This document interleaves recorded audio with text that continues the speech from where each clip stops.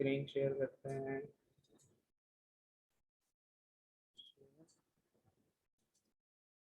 Screen आ गई है? अच्छा यार, इस चैप्टर के अंदर हमारे पास 5 टॉपिक्स थे, सही है। हमने फीचर्स ऑफ कंपनी डन कर लिया था, definition and types of company कर लिया था। थर्ड जो था हमारा authorities, official, members and resolutions, ये हमने उस दिन स्टडी टेक्स्ट से कर लिया था, लेकिन मैंने बोला था अगली क्लास में हम इसको पीपीटी से करेंगे। तो जिसकी लास्ट क्लास मिस हो गई थी, अभी वो क्लास ले लेगा तो वो भी मतलब बराबर ही हो जाएगा, ठीक है।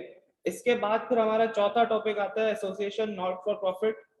इसको हम डेफर कर रहे हैं। उससे पहले हम क्या पढ़ेंगे, रजिस्ट्रेशन ऑफ कंपनी, लेकिन अभी हम पढ़ रहे हैं अथॉरिटीज ऑफिशियल वाला पीपीटी से, सही है। इसके बाद फिर हम डायरेक्ट 5वें टॉपिक पे आएंगे। चौथे टॉपिक को स्किप किया है, ये उसके बाद में आखिर में करेंगे, क्योंकि ये सेपरेट पूरा ऐसा टॉपिक है जो पास पेपर में बहुत ज्यादा है। जो टॉपिक नंबर 4 है एसोसिएशन नॉट फॉर प्रॉफिट, तो मैं चाह रहा हूँ कि इसको एक सेपरेट क्लास में अलग से करें और इसके सारे पास पेपर भी कर लें, ताकि मतलब ये इम्पोर्टेंट है तो इसको अच्छे तरीके से कर लें, सही है। चलें जी, अभी हम अपना थर्ड टॉपिक शुरू करते हैं।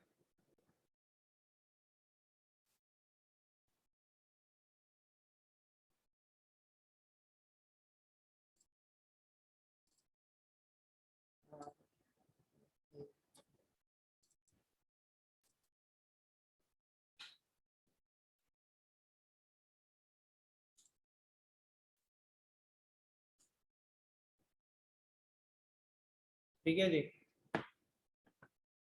Authorities, officials and members and resolution.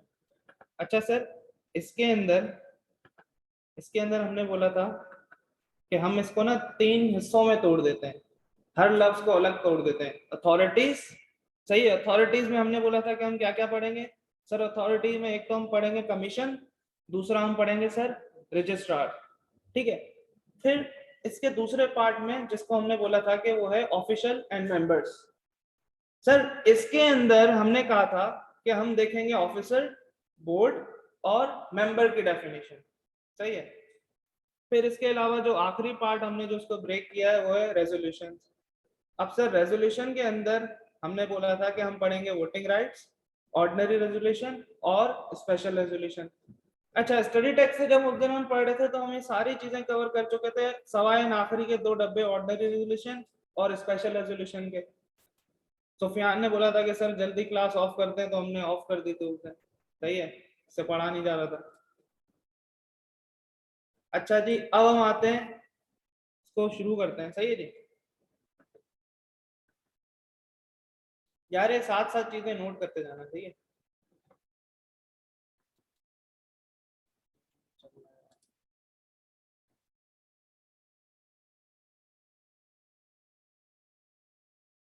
Online वालों जिंदा हो ना, मतलब कोई कुछ बोल क्यों नहीं रहा, आवाज आ रही है मेरी? चलें जी, सर हम शुरू करते हैं द कमीशन। कमीशन के अंदर सर सबसे पहले हम पढ़ेंगे उसकी डेफिनेशन, ठीक है। तो हम कर लेते हैं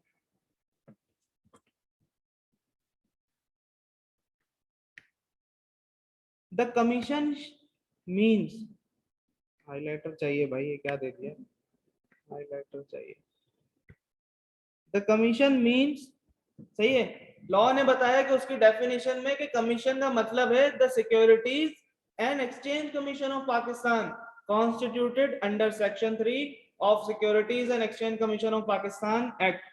भाई लॉ कहता है कि कमीशन क्या है, कमीशन है मेरी नजर में एससीसीपी, सिंपली उसने एक इदारा है, उसने बोल दिया मेरी नजर में जो इदारा है ये है कमीशन, सही है। अब कमीशन का लफ्ज हम वैसे पढ़ते हैं ना, जो हमने पढ़ा होगा आज तक, एजेंट कमीशन चार्ज करता है, सही है, लेकिन ये वो कमीशन नहीं है।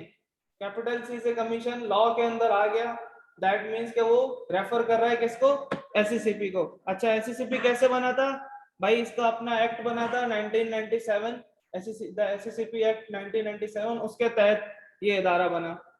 अच्छा सर, फिर हमने बात की थी कि ऑर्गेनाइजेशन मतलब इसका, इसके अंदर हमने थोड़ा सा बैकग्राउंड देखा था कि ये बना कैसे था। तो सही है, हमने उसमें बात की थी कि ये ऑब्वियसली एससीसीपी एक्ट के अंडर एस्टेब्लिश हुआ था, ठीक है। अच्छा, ऑपरेशनलाइज हुआ था 2 साल बाद 1999 में, ठीक है।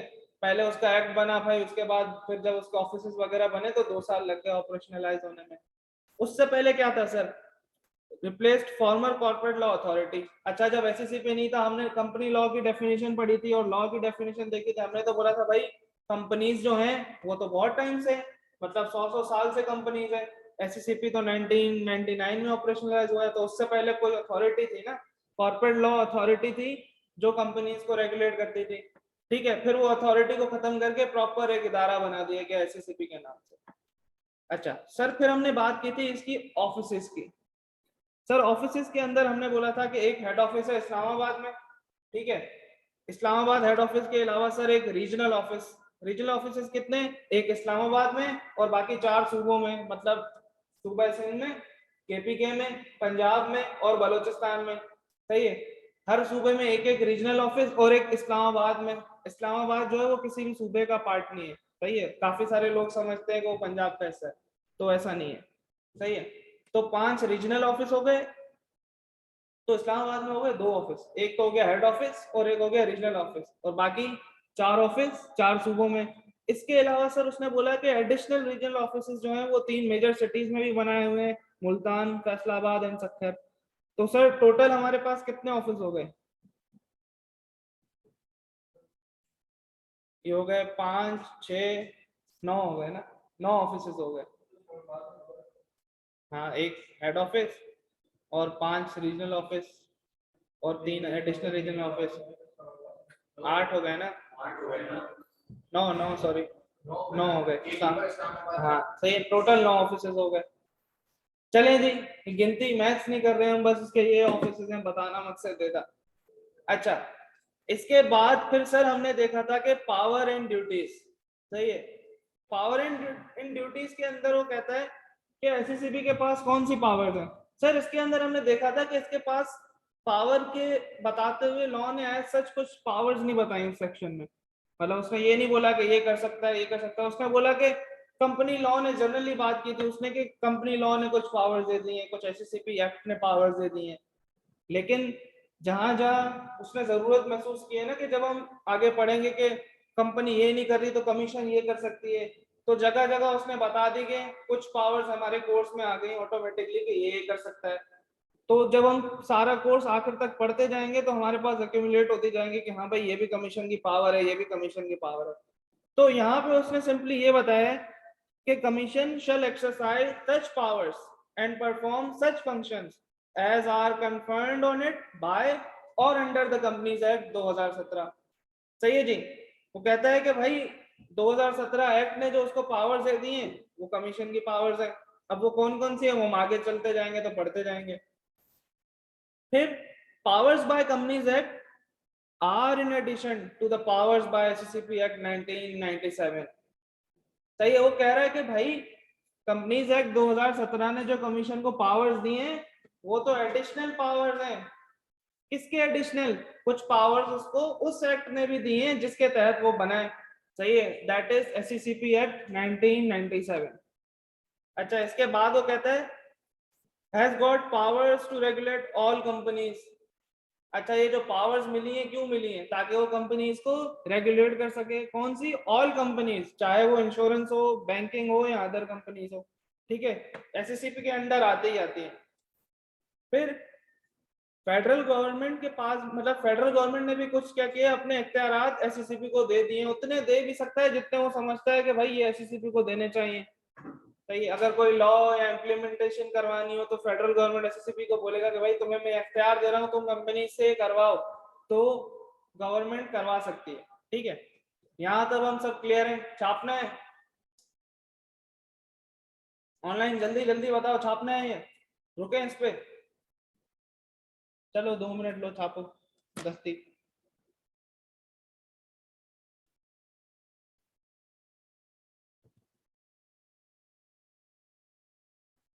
सोच की बात है वैसे,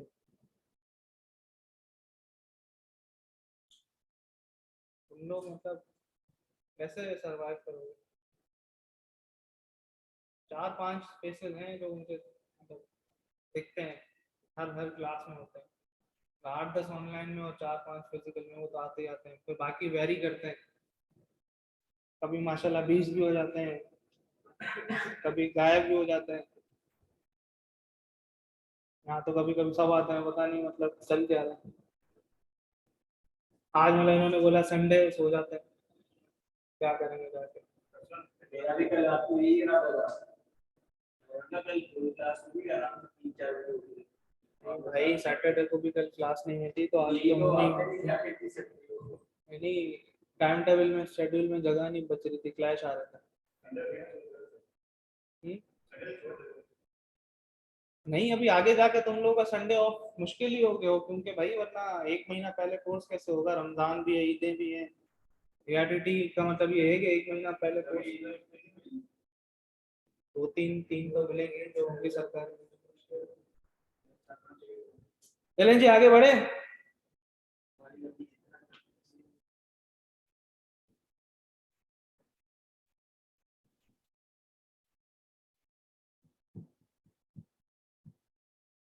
मेरी जिंदा लाशों,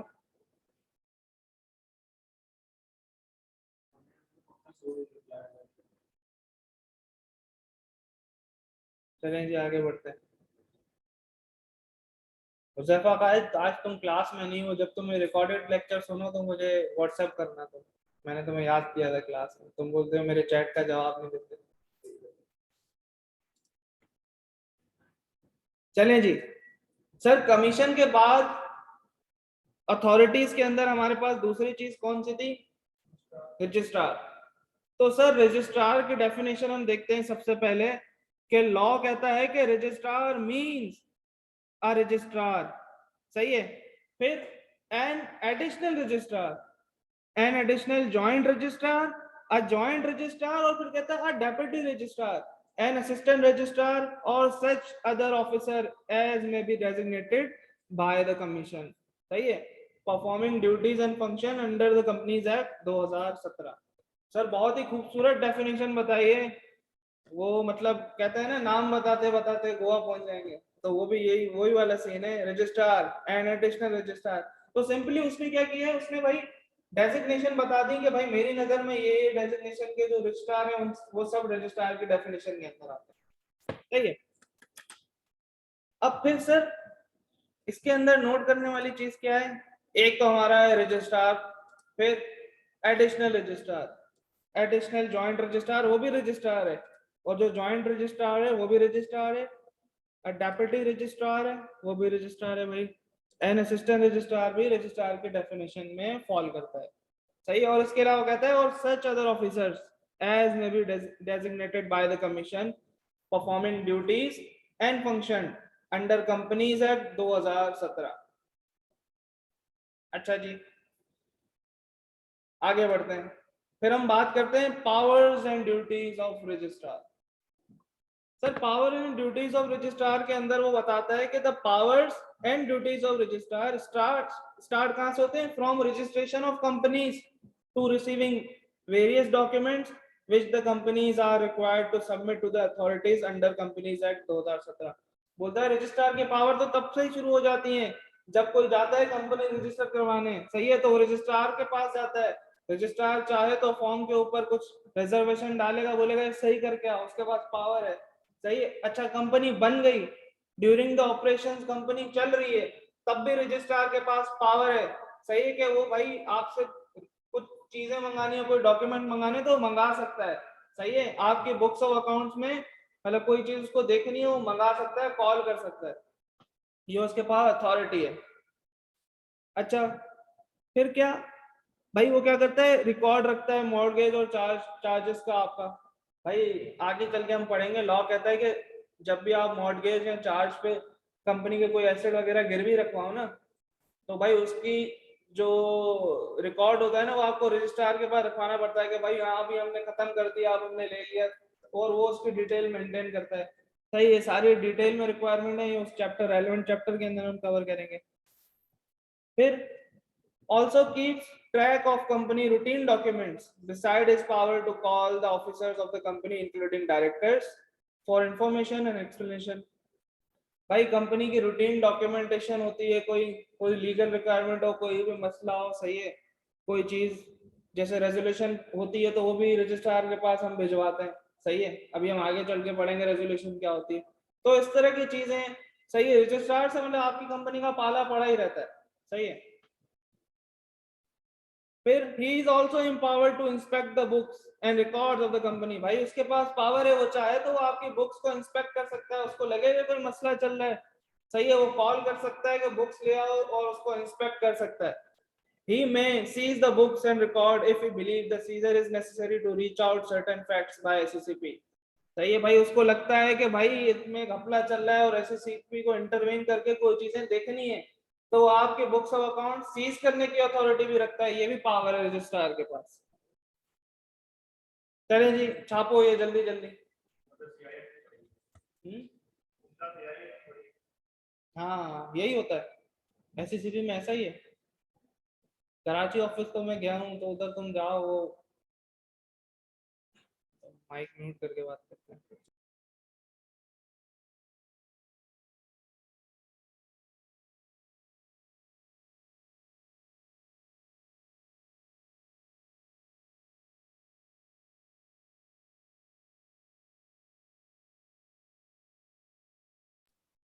चले जी ऑनलाइन।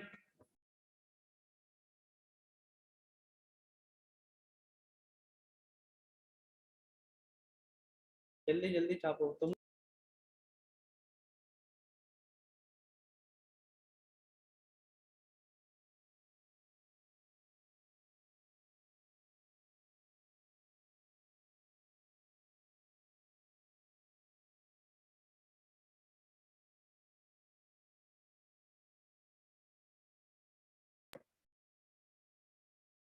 चलें जी, आगे बढ़ते हैं।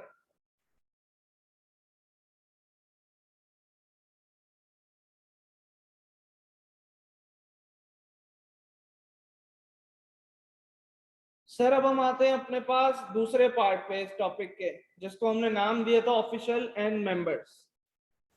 तो सर इसके अंदर हम पहले क्या पढ़ेंगे, इसके अंदर हम पहले पढ़ेंगे ऑफिसर्स। सेक्शन 2 का सबसेक्शन 45 डिस्कस करता है कि भाई लॉ कहता है officer includes any director, chief executive, CFO, company secretary और other authorised officer of a company. Sir उसने बोल दिया कि भाई लॉ की नजर में ऑफिसर कौन है, एक डायरेक्टर है कंपनी का, वो ऑफिसर है, चीफ एग्जीक्यूटिव है, वो ऑफिसर है, CFO है, वो ऑफिसर है, और कंपनी सेक्रेटरी वो ऑफिसर है। मतलब उसने वो पोस्ट बता दी जो कंपनी की टॉप लेवल की पोस्ट होती है ना। भाई इस लेवल पे अगर आप CA कर लेंगे तो आप CFO लग सकते हैं, कंपनी सेक्रेटरी लग सकते हैं, चीफ एग्जीक्यूटिव मैंने मतलब बहुत रेयर ही होगी कोई चीफ एग्जीक्यूटिव, वो डायरेक्टर भी बन सकते हैं, आप बोर्ड में भी बैठ सकते हैं। चीफ एग्जीक्यूटिव मेनली मतलब बैंकिंग साइड पे तो MBA वगैरह और वो साथ में मतलब कुछ आपको चिपकाना पड़ेगा क्वालिफिकेशन, तो उस तरह के लोग जाते हैं। लेकिन ये सारी पोजीशन बहुत मतलब टॉप नॉच लेवल की पोजीशन है कंपनी की। अच्छा सर, उसके बाद फिर सर हम देखेंगे बोर्ड। सर लॉ की नजर में ये जो लफ्ज बोर्ड है, BOARD बोर्ड, सर वो कहता है in relation to a company means board of director. मतलब वो प्यार से बोर्ड ऑफ डायरेक्टर को सिर्फ बोर्ड भी बोल सकता है, सही है, लॉ का जार्गन है, छोटी सी डेफिनेशन है, इसमें तो कोई किसी को मसला नहीं होगा। चलें जी सर, ऑफिशियल्स के अंदर ये दो चीजें हमने देखनी थी। अब मेंबर्स के अंदर जाहिर सी बात है मेंबर्स की डेफिनेशन देखेंगे, जो कि एक वन ऑफ द इंपॉर्टेंट है, जो अब तक हमने पढ़ी है, पास पेपर में ये आ चुकी है। मेंबर की डेफिनेशन 2 या 3 नंबर के लिए आ भी सकती है, सही है। Sir member, the subscriber to the memorandum of association are deemed to have agreed to become members of the company and become members on its registrations। तो लॉ कह रहा है कि भाई जो सब्सक्राइबर टू द मेमोरेंडम, मतलब जिन्होंने company बननी थी, मेमोरेंडम फाइल होता है, सही है, उसमें जिसके साइन है सब्सक्राइबर्स, लॉ कह रहा है मेरी नजर में वो उसी वक्त मेंबर बन गए जब कंपनी को रजिस्टर करवाने जा रहे हैं, ठीक है। अभी तक उसने कोई शेयर वेयर खरीदे नहीं है, कुछ अलॉट नहीं हुआ। तो हमने पहली पहली क्लास में बात की थी मेंबर और शेयर होल्डर के बारे में। हमने बोला था शेयर होल्डर एक तरीके से बना जा सकता है, शेयर खरीद लो। मेंबर डिफरेंट तरीके से बनाया जा सकता है। एक तरीका हमने पहली क्लास में सीखा था कि शेयर खरीद लो, हमने बोला था कि बाकी हम बाद में सीखेंगे। तो सर जो दूसरे मेथड्स थे मेंबर बनने के तरीके थे, उसमें से एक लॉ की नजर में ये भी है कि जो सब्सक्राइबर टू द मेमोरेंडम है, लॉ कह रहा है मेरी नजर में वो क्या है, मेंबर है भाई। एंड एवरी अदर पर्सन, अब बाकी बता रहे हैं कि और कौन कौन मेंबर है, सही है। Point number A, to whom is allotted or who becomes the holder of any class or kinds of shares। Sir आगे चल के हम पढ़ेंगे कि जो शेयर है ना उसकी डिफरेंट काइंड्स और क्लासेस होती हैं। तो लॉ कह रहा है कि भाई किसी को अलॉट किए हैं, जो किसी ने शेयर खरीदे, सही है, जो होल्डर बन गया है शेयर्स का, मतलब शेयर होल्डर है, वो भी मेंबर है, सही है। तो अभी तक हमने दो देख लिया भाई, subscriber to the memorandum law की नजर में वो भी मेंबर हो गए। अच्छा, और इसके अलावा जिसको हमने शेयर अलॉट किए हैं, शेयर होल्डर बन गया, वो भी मेंबर है।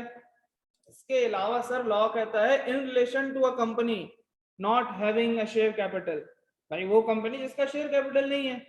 तो भाई any person who has agreed to become member of the company, अब शेयर तो नहीं है, शेयर खरीदता तो ऑटोमेटिकली मेंबर बन जाता, अब शेयर कैपिटल है ही नहीं, तो सर लॉ कह रहा है कि उसने अगर अग्री किया है कि मैं मेंबर हूं कंपनी का, सही है, जैसे कंपनी लिमिटेड बाय गारंटी थी, सही है, नॉट हैविंग शेयर कैपिटल, उसमें हमने बोला था कि क्या करता है भाई, मेंबर जो है वो अग्री करता है कि भाई मैं मेंबर बनना चाहता हूँ, इतने इतने पैसे मैं गारंटी कर रहा हूँ, वाइंडिंग अप के वक्त तुम्हें दे दूंगा। तो सर लॉ कहता है अगर ऐसा हुआ है तो वो मेंबर बन गया।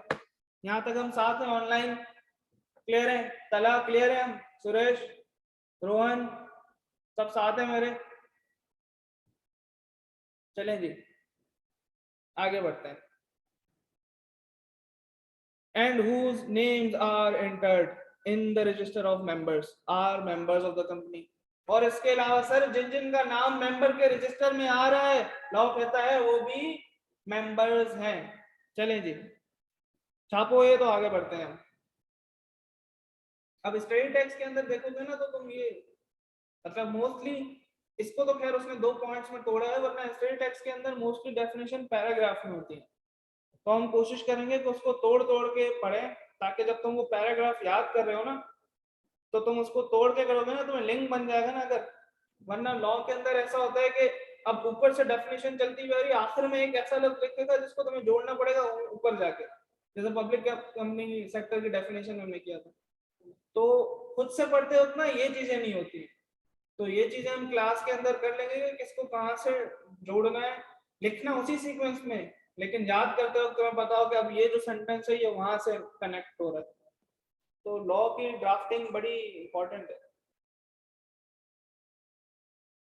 अच्छा सर, पेपर के अंदर अगर आप डेफिनेशन है ना पैराग्राफ में लिख दो, मर्जी है, लेकिन जिस तरीके से हम पढ़ रहे हैं ना ऐसे, मतलब ऐसे नहीं लिख देना कि अभी तुम चार्ट बना के आ गए बीच में छोटा सा, और तो इसको तुम मतलब पैराग्राफ में लिख दो, जो ये दो ए बी है इनको बुलेट्स में लिख दो, सही है, लिखने का इशू नहीं है। याद करते वक्त ये बड़ी इंपॉर्टेंट चीजें होती है कि तुम्हें चीजें याद रहेंगी इससे। कॉपी हो जाए तो बताओ जल्दी जल्दी, फिर आगे बढ़ते हैं। अभी आगे और मजे की चीजें आ रही हैं।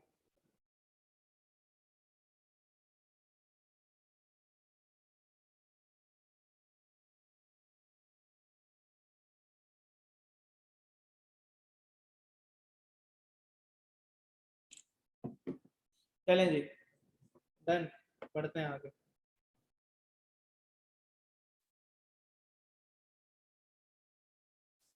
सर आखिरी पार्ट है इस टॉपिक का, इसके बाद ये वाला authorities, official members and resolution का टॉपिक खत्म हो जाएगा, सही है। अब आता है रेजोल्यूशन। सर इसके अंदर सबसे पहले हम पढ़ने लगे वोटिंग राइट्स, ठीक है। सर वोटिंग राइट्स मींस, कहता है voting right means the rights of a member of a company to vote on any matter in a meeting of a company, सही है। पहले इसको हम यहां तक पढ़ेंगे, इस डेफिनेशन का पार्ट वन बोल दो, सही है।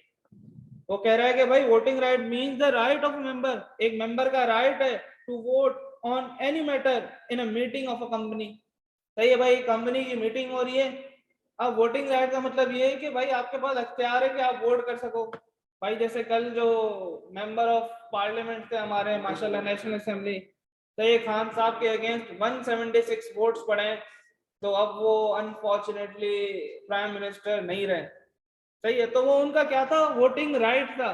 सही है, नेशनल असेंबली में एक बंदे का एक वोट था। सही है, अब कंपनी के अंदर सिस्टम अलग है, according to share capital voting right देगा वो। सही है, वो बोलेगा भाई, वरना तो बोलेगा ना मैं ज्यादा शेयर क्यों खरीदूं। सही है, मेरे पास ज्यादा शेयर है, लेट सपोज मेरे पास 1000 शेयर है, सुफियान के पास 100 शेयर है। अगर सुफियान का भी एक वोट हुआ, मेरा भी एक वोट हुआ, तो मैं बोलूँ भाई भाड़ में जाओ, मतलब मैंने इतने पैसे लगाए, मेरे वोटिंग राइट ज्यादा होने चाहिए। तो sir company limited by share capital के अंदर वोटिंग राइट्स ज्यादा होते हैं, मतलब इन रेशो जो होते हैं शेयर कैपिटल के, जो शेयर होती है इन्वेस्टमेंट होती है उसके रेशो में दिए जाते हैं। अच्छा, व्हाट इफ कंपनी जो है लिमिटेड बाय शेयर कैपिटल, मतलब not having share capital, share capital है ही नहीं, फिर सर उस केस के अंदर ऐसा तो नहीं होगा ना जिस बंदे ने गारंटी ज्यादा, उसके अंदर ऐसा होगा कि भाई हर बंदे का एक वोट है। सही है, तो company not having share capital के अंदर one member is equals to one vote. सही है। अच्छा, वापस से डेफिनेशन पे आते हैं। Voting right means the right of a member of the company to vote on any matter in a meeting of the company. फिर दूसरा फेज शुरू करते हैं डेफिनेशन का, इधर प्रेजेंट इन पर्सन। सही है, यहाँ तो खुद चल के आए भाई, और थ्रू वीडियो लिंक, भाई कंपनी को रिक्वेस्ट करे कि भाई मुझे वीडियो लिंक फैसिलिटी दे दो। अच्छा, उसका भी कुछ तरीके कार होता है, ऐसे हर कोई मुंह उठा के, कुछ रिक्वायर्ड परसेंटेज चाहिए होती है कंपनी को। सही है, तो वो हम आगे मीटिंग चैप्टर में पढ़ेंगे।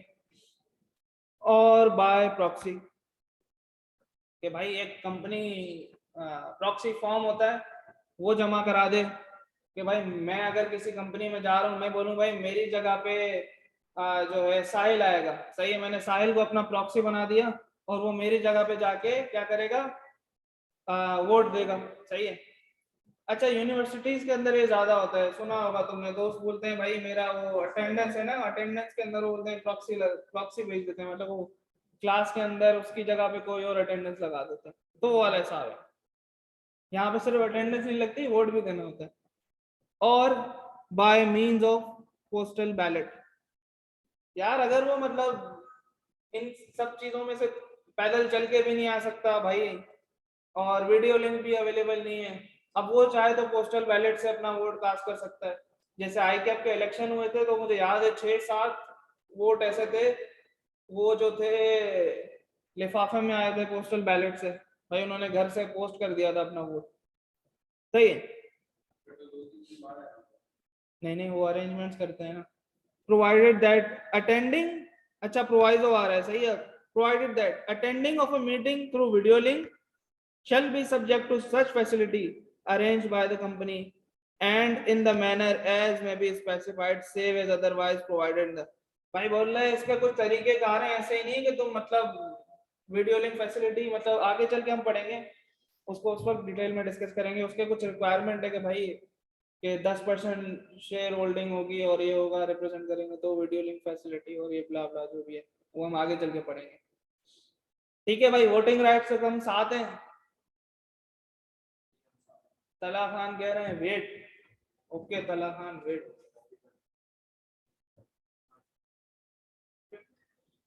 तला खान साथ हो?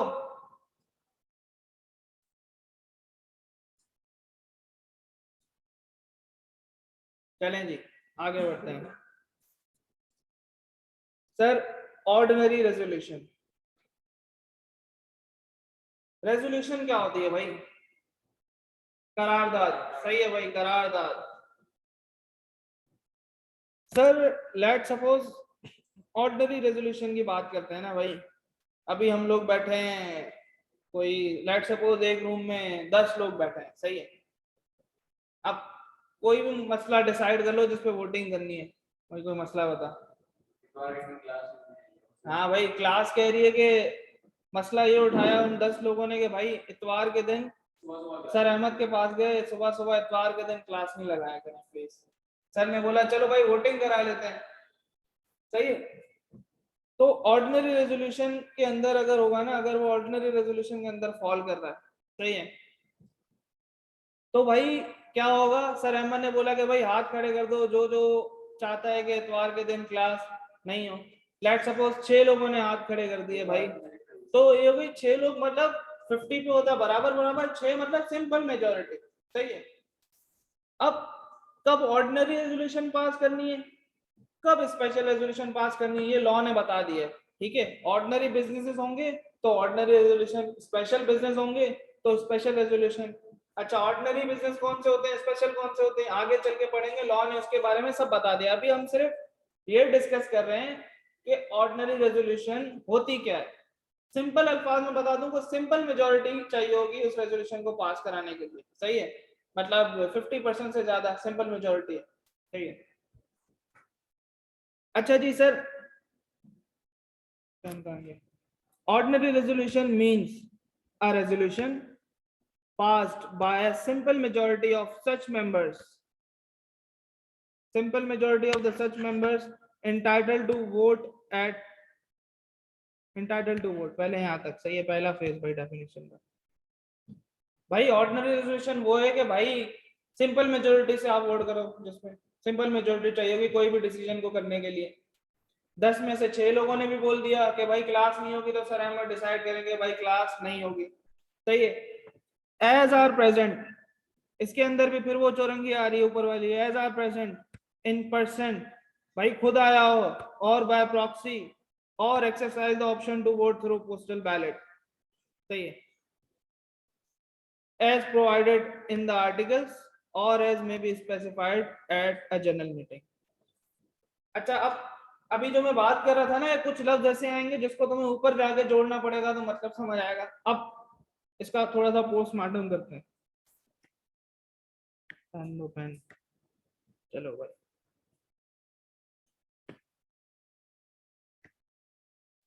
भाई ये देखो, ordinary resolution means a resolution passed by a simple majority of such members of the company। अबे यार ये क्या हो गया, सही है, such members of the company entitled to vote, सही है। यहां तक हमने पढ़ लिया भाई, ये सिंपल सिंपल सी बात है, इसमें कुछ है भी नहीं। अब ये जो एट अ जनरल मीटिंग है ना, इसको तुम डाल दो इधर, तुम्हें बात समझ आ जाएगी।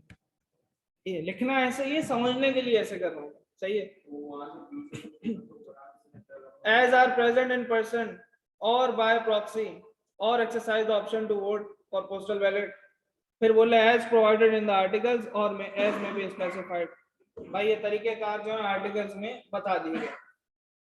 सर इस डेफिनेशन में किसी को कोई मसला है, हमने तोड़ के इसको देख लिया है कि भाई लॉ की नजर में ऑर्डिनरी रेजोल्यूशन सिंपली वो रेजोल्यूशन है जो सिंपल मेजोरिटी से पास होती है। ऑर्डिनरी बिजनेसेस के लिए ऑर्डिनरी रेजोल्यूशन चाहिए होती है। ऑर्डिनरी बिजनेसेस कौन से हैं, आगे चल के हम पढ़ेंगे। चार लॉ ने बता देंगे, 4-5 जो है ऑर्डिनरी है, इसके अलावा बाकी जो भी होंगे सारे स्पेशल होंगे। तो वो 4-5 जो ऑर्डिनरी है वो हम जब आगे आएगा ये टॉपिक तो उसके अंदर हम डिस्कस करेंगे। ये किसी को छापना है तो जल्दी छापो। इसके बाद सर इस टॉपिक की आखिरी चीज हमारी रह जाएगी स्पेशल रेजोल्यूशन, उसके बाद फिर हम बड़े मजे का सवाल करेंगे।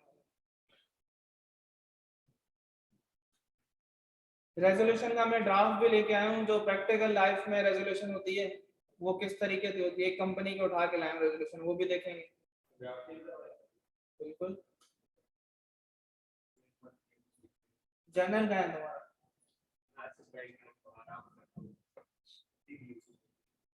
चलेंगे आगे बढ़े।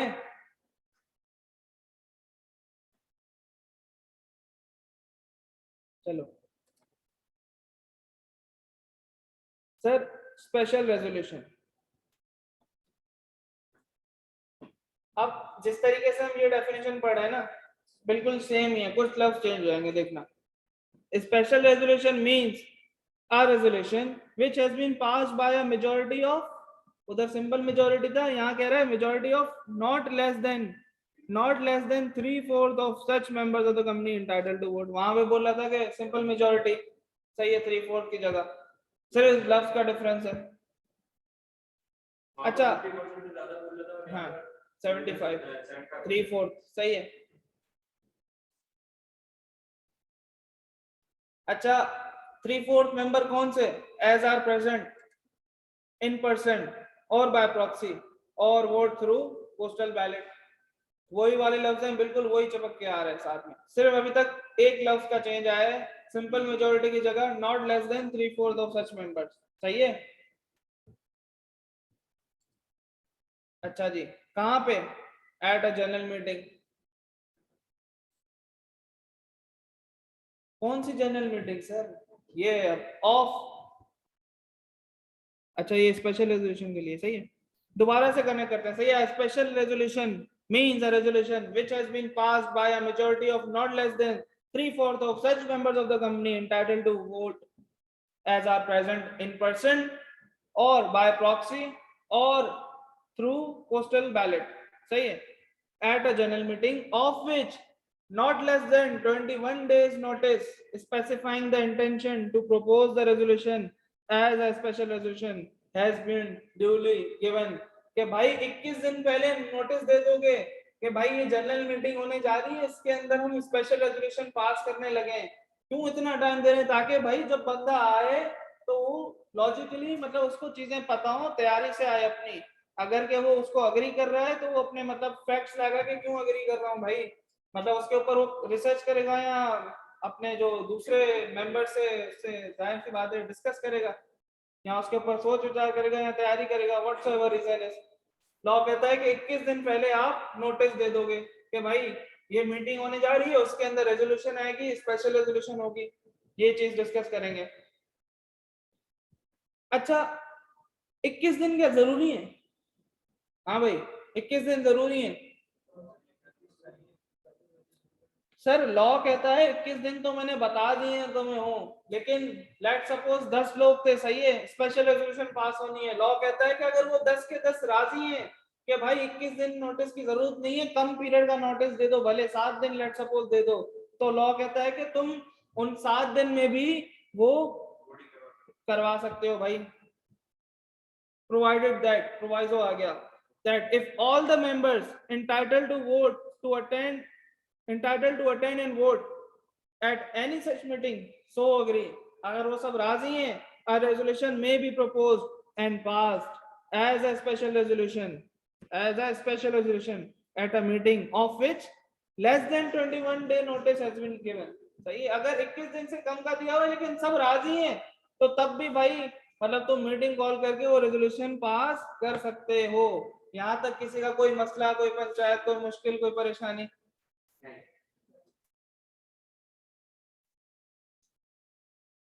छापो ये छापो। अच्छा ये मैप छाप लो तुम इस तरीके का, इसको फिर तुम ऑर्डिनरी में भी रेजोल्यूशन में खुद भी यूज कर सकते हो, उसके अंदर भी ये सारी चीजें सेम होंगी। सही है, ऑर्डिनरी के अंदर अगर तुम इसको यहाँ तक कंसीडर कर दोगे ना तो ये ऑर्डिनरी बन जाएगा, बस बीच में ये लफ्ज तुम्हें 3/4 सिंपल मेजोरिटी से कन्वर्ट करना पड़ेगा। छापो छापो जल्दी, अभी हम रेजोल्यूशन देखने वाले हैं प्रैक्टिकल लाइफ में। हमने भाई पहली क्लास में बोला था कि सिर्फ पेपर पास करने के लिए हम नहीं पढ़ रहे। सही है, तो प्रैक्टिकली नॉलेजेबल होने के लिए भी पढ़ रहे हैं भाई। आप फॉर्म में जाओगे, आपने पहले ही देखी हुई है कि भाई रेजोल्यूशन होती क्या है।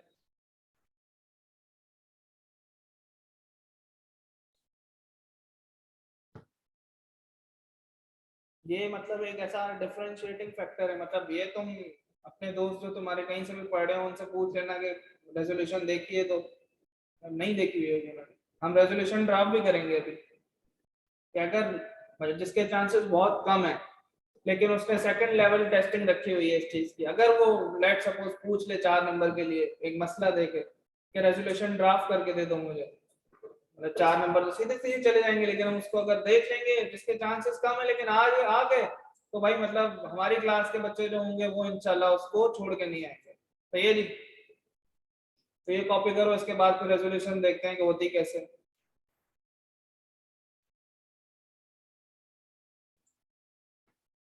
यार तुम लोगों में से किसी का मेरिट आया है क्या ऑनलाइन? कोई मेरिट होल्डर बैठा हुआ है यहाँ जो गया हो मेरिट के लिए, कभी मतलब जान मारी हो लेकिन आया नहीं हो किसी भी सब्जेक्ट में, पीआरसी एएफसी से लेके अब तक? है भाई कोई भी ऐसा जो चाहता है कि अभी मतलब चाहता है मेरिट आया मेरा?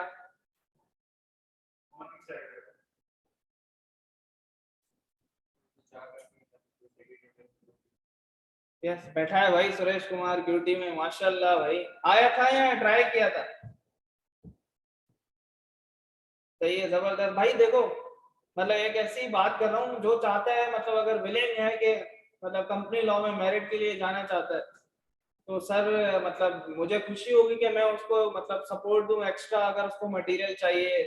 मतलब जाहिर सी बात है, एक तो होता है पास करने के लिए जाता है बंदा या ऑब्वियस के अच्छे मार्क्स लेने के लिए जाएगा, लेकिन अगर कोई चाहता है मेरिट के लिए, तो फिर उसको बहुत जान मारनी पड़ेगी। मतलब अपने फिर मैं उसको अलग से प्लान दूंगा पूरा, कि भाई मतलब साथ साथ फिर मतलब अलग से बम्बू होगा, प्लान क्या होगा,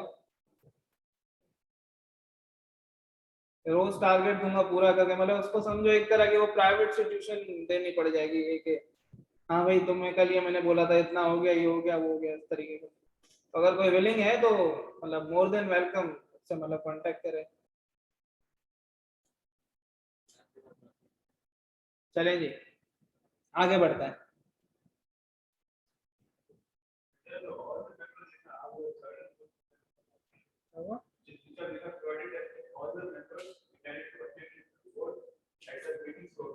हम्म।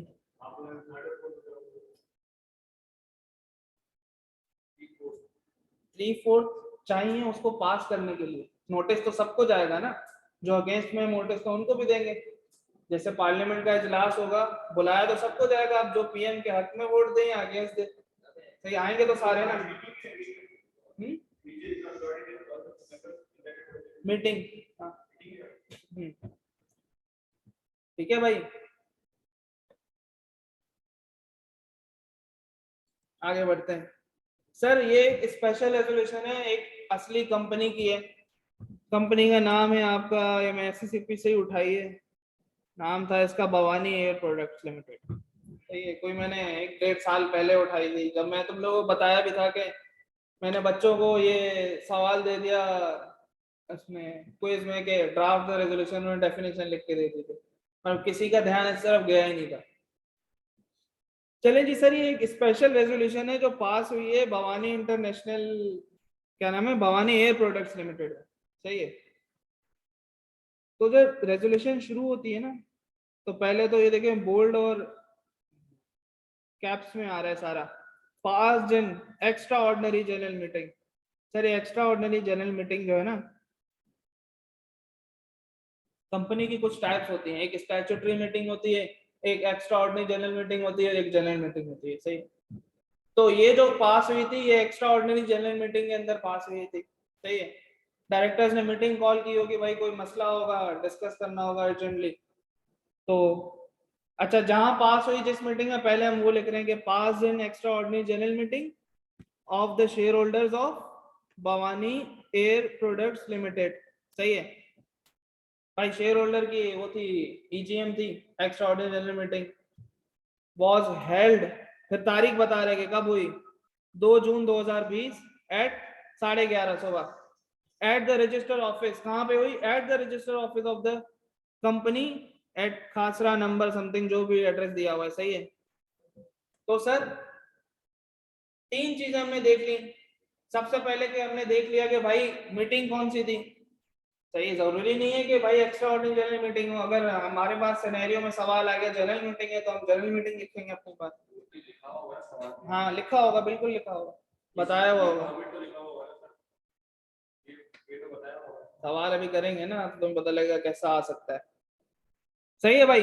जिस जनरल मीटिंग में पास हुआ है, हमने सिंपल सिंपल लिख दिया कि pass in extraordinary general meeting. फिर हमने बता दिया कि भाई डेट एंड टाइम, कि भाई किस दिन हेल्ड हुआ था। और फिर तीसरी चीज, रजिस्टर ऑफिस के कहाँ पे पास हुई है। और ये सारी चीजें बोल्ड और कैप्स में आ रही हैं। अब पेपर में हम बोल्ड तो नहीं कर सकते, हम कैप्स में लिखेंगे इसको। ठीक है। फिर जब रेजोल्यूशन शुरू हो रही है, सही है, ये मोस्ट इंपॉर्टेंट वर्ड है, रिजॉल्व दैट। ये मतलब एक ऐसा पैटर्न है जो मतलब हर रेजोल्यूशन आपको मिलेगा कि रिजॉल्व से शुरू होगी। रिजॉल्व दैट, ये भी कैपिटल है। फिर आगे हम अपनी चौरंगी ले आएंगे, जो भी मसला होगा XYZ कंपनी का। आ तो यहाँ तक देखो। अब इनका क्या मसला है? परसुएंट टू सेक्शन 183 का सबसेक्शन 3। सर हमारे लेवल पे, क्योंकि हमें ये सेक्शन याद करना जरूरी नहीं, अगर हमारे पास पेपर में आ जाए तो ये भी नेसेसरी नहीं है कि हम ये सेक्शन कोड करें, लेकिन जब प्रैक्टिकली होता है तो हम सेक्शन का रेफरेंस दिया जाता है। सही। Pursuant to section 183 of 3, sir 183 वो है सेक्शन जो है डायरेक्टर्स की पावर्स का सेक्शन है, जिसके अंदर उनके पास इख्तियारात बताए गए कि ये पावर वगैरह है। अच्छा, उससे रिलेटेड उन्होंने कौन सी रेजोल्यूशन पास की है? The shareholder be and hereby authorize the director of Bhavani Air Product Limited to sell the land, building and plant and machinery along with the auxiliary machinery parts to repay the company's outstanding loans to the banks and other liabilities। अच्छा भाई, इनकी resolution जो पास हुई थी वो इसलिए हुई थी कि भाई इनके शेयर होल्डर ने इनके डायरेक्टर को ऑथराइज किया कि भाई हाँ आप ये चीजें बेच दो ताकि कंपनी के लोन वगैरह चुका सकें हम लोग। सही है, तो उसके लिए इनको एक स्पेशल रेजोल्यूशन पास करना पड़ी एक्स्ट्रा ऑर्डिनरी जनरल मीटिंग में, तो जो डेट वगैरह लिखी हुई है ये छापो। छापो ये, मतलब इसका पूरा क्या छापोगे, बस वो काम की चीजें छापो, ये छाप लो। इसके अंदर 3 चीजें नोट करने की, कौन सी जनरल मीटिंग में पास हुआ है। सही है, ये वर्डिंग इंपॉर्टेंट है, ये रिजॉल्व दैट खास करके। सही है, pass in extraordinary general meeting of the company, फिर कब हेल्ड हुई थी और तीसरी कहाँ हेल्ड हुई थी। ये टॉप पे हमारे पास ये 3 चीजें आएंगी कैप्स में। फिर स्पेस देके तुम जब शुरू करोगे रिजॉल्व दैट, तो रिजॉल्व दैट भी जो है वो कैप्स में होगा। फिर उसके ऊपर हमारा जो भी मंजन होगा, चौरंगी होगी, उसको हम चिपका देंगे साथ में और नीचे साइन कर देंगे। हम मैक्सिमम 3-4 लाइनें, 2-3 लाइनें ही लिखेंगे इसकी, मतलब आया तो ये, मतलब एक तो आपके लेवल का है नहीं क्योंकि प्रैक्टिकल चीज है, लेकिन क्योंकि टेस्टिंग लेवल 2 है तो आ सकता है, मतलब कोई हर्ज नहीं है, पूछा जा सकता है। हम्म, ये पूरा मसला है, ये मसला है, इसको छोड़ दो तुम, ये इग्नोर कर दो, ये मसला है, फिर साइन आ गया। जो चेयर कर रहा होगा उस वक्त, सही है, वो साइन करेगा कि जैसे स्पीकर है, सही है, स्पीकर करता है ना नेशनल असेंबली में। आगे बढ़े, ऑनलाइन देख लो गौर से, अभी इसके ऊपर सवाल करना है हमें, बड़ा मजे का। ये वाला टॉपिक खत्म, इसके बाद अगला टॉपिक शुरू करेंगे, रजिस्ट्रेशन। एनपीओ आखिर में करेंगे, एनपीओ से पहले मैंने बोला था 5वां जो है रजिस्ट्रेशन ऑफ अ कंपनी, वो करेंगे। चलें जी आगे बढ़ते हैं। सर ये आपके पास सवाल आ रहा है, share holders of Anaya limited in an extra ordinary general meeting held on 24 अप्रैल 2021। भाई 2021 को एक समझे कि वो ये एक्स्ट्रा ऑर्डिनरी जनरल मीटिंग हुई है दोपहर के 2 बजे। उसमें इन्होंने क्या किया, authorize its directors through a special resolution to dispose of one of its subsidiary company Sharma Limited. भाई इनकी एक कंपनी थी शर्मा लिमिटेड, सही है, उसके अंदर शेयर होल्डर ने ऑथराइज किया कि भैया आप ये बेच दो। सही है, उनको जो है register office of Anaya limited is situated at web street garden east Karachi. सही है भाई, उसका रजिस्टर ऑफिस का एड्रेस दिया हुआ है। अब वो आपसे कह रहे हैं 4 नंबर के सवाल के लिए कि draft the resolution on the above matter. Sir अब इसके ऊपर हमने पिछला इसका स्पेसिमेन देखा कि किस किस तरीके से हम लिखेंगे। अब इसके ऊपर आप एक स्पेशल रेजोल्यूशन ड्राफ्ट करके भेजो जल्दी से ग्रुप में, आपके पास 5-7 मिनट है, ये लिखो। मतलब एक यूनिक नेचर का सवाल है, ये किसी को भी नहीं आता होगा। आप मतलब अपने फ्रेंड से पूछ लो जो कहीं से भी पढ़ रहे हैं, और उनको मैं चैलेंज करता हूँ, तो उनको ये सवाल दो तो मैं करके दिखा दूँ। तो एक डिफरेंशिएटिंग फैक्टर है, हम चाहेंगे कि अगर पेपर में ये एस्पेक्ट उसने टच कर लिया तो हमारे स्टूडेंट्स जो हैं वो उसको खाली छोड़ के ना। चलें जी सर, इसका आंसर लिखें फिर इसको डिस्कस करते हैं। ऑनलाइन वालों मुझे व्हाट्सएप पे भेज दो, ग्रुप पे भेजो या पर्सनल में भेजो, जल्दी जल्दी।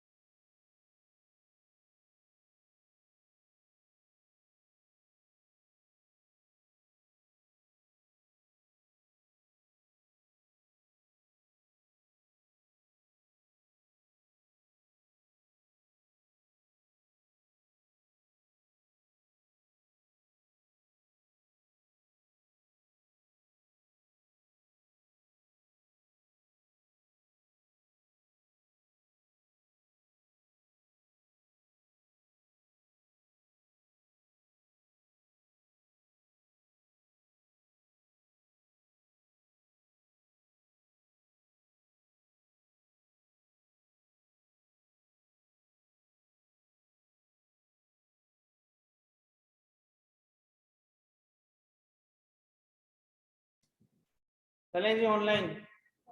4-5 तो आए मेरे पास, बाकी पता नहीं क्या कर रहे हैं, सो रहे हैं। तुम लोग दिखाओ मुझे।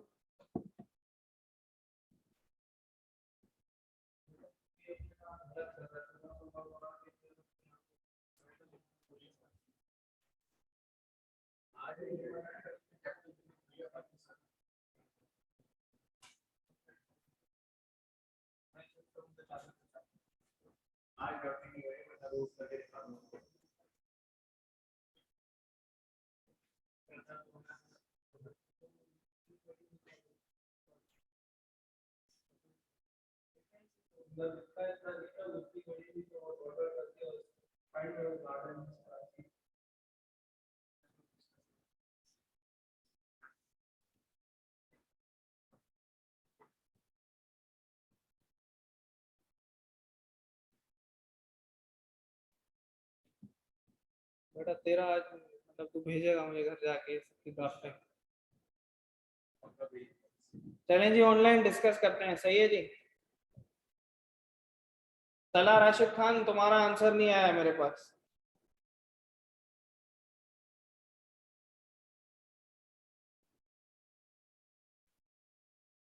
आ गया भाई।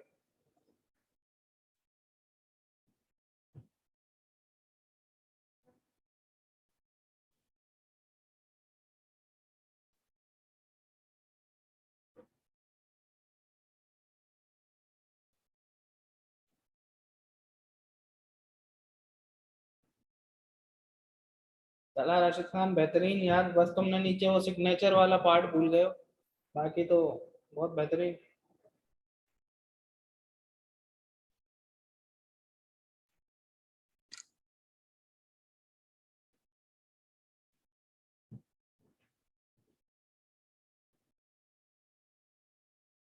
चलें जी डिस्कस करें।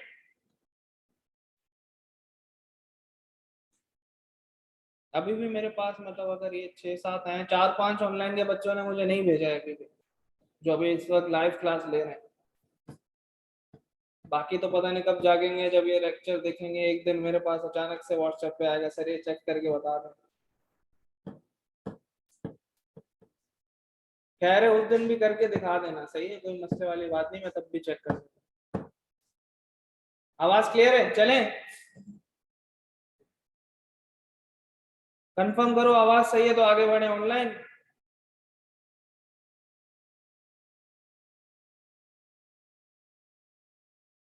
मेरी जिंदा लाशों, सही है, ओके। रोहन तुम्हारा नहीं आया आंसर मेरे पास शायद।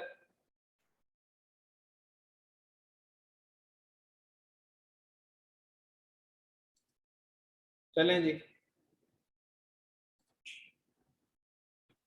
Sir. Passed in extraordinary general meeting of the shareholders of the Anaya Limited was held on April 24, 2021 at 2 p.m. at the register of the company at Webb Street, Garden East, Karachi।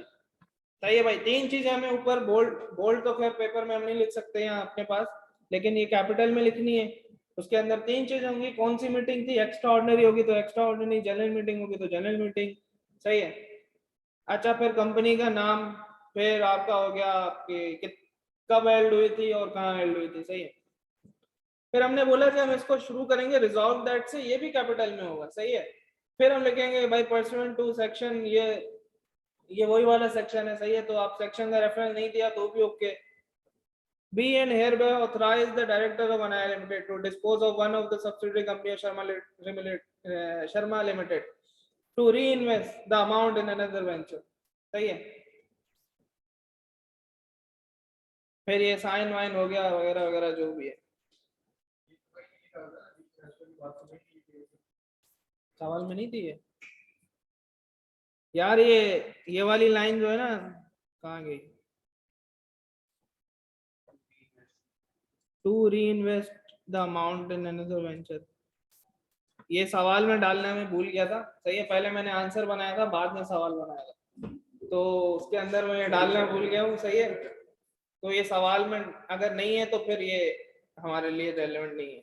ये सवाल में वैसे मैंने डालना था कि subsidiary क्यों बेच रहे हैं, क्योंकि री इन्वेस्ट करना है दूसरे वेंचर में, सही है। यहाँ तक हम सब क्लियर हैं? ऑनलाइन रेजोल्यूशन ड्राफ्ट करना आ गई, पेपर में गया तो कर लोगे।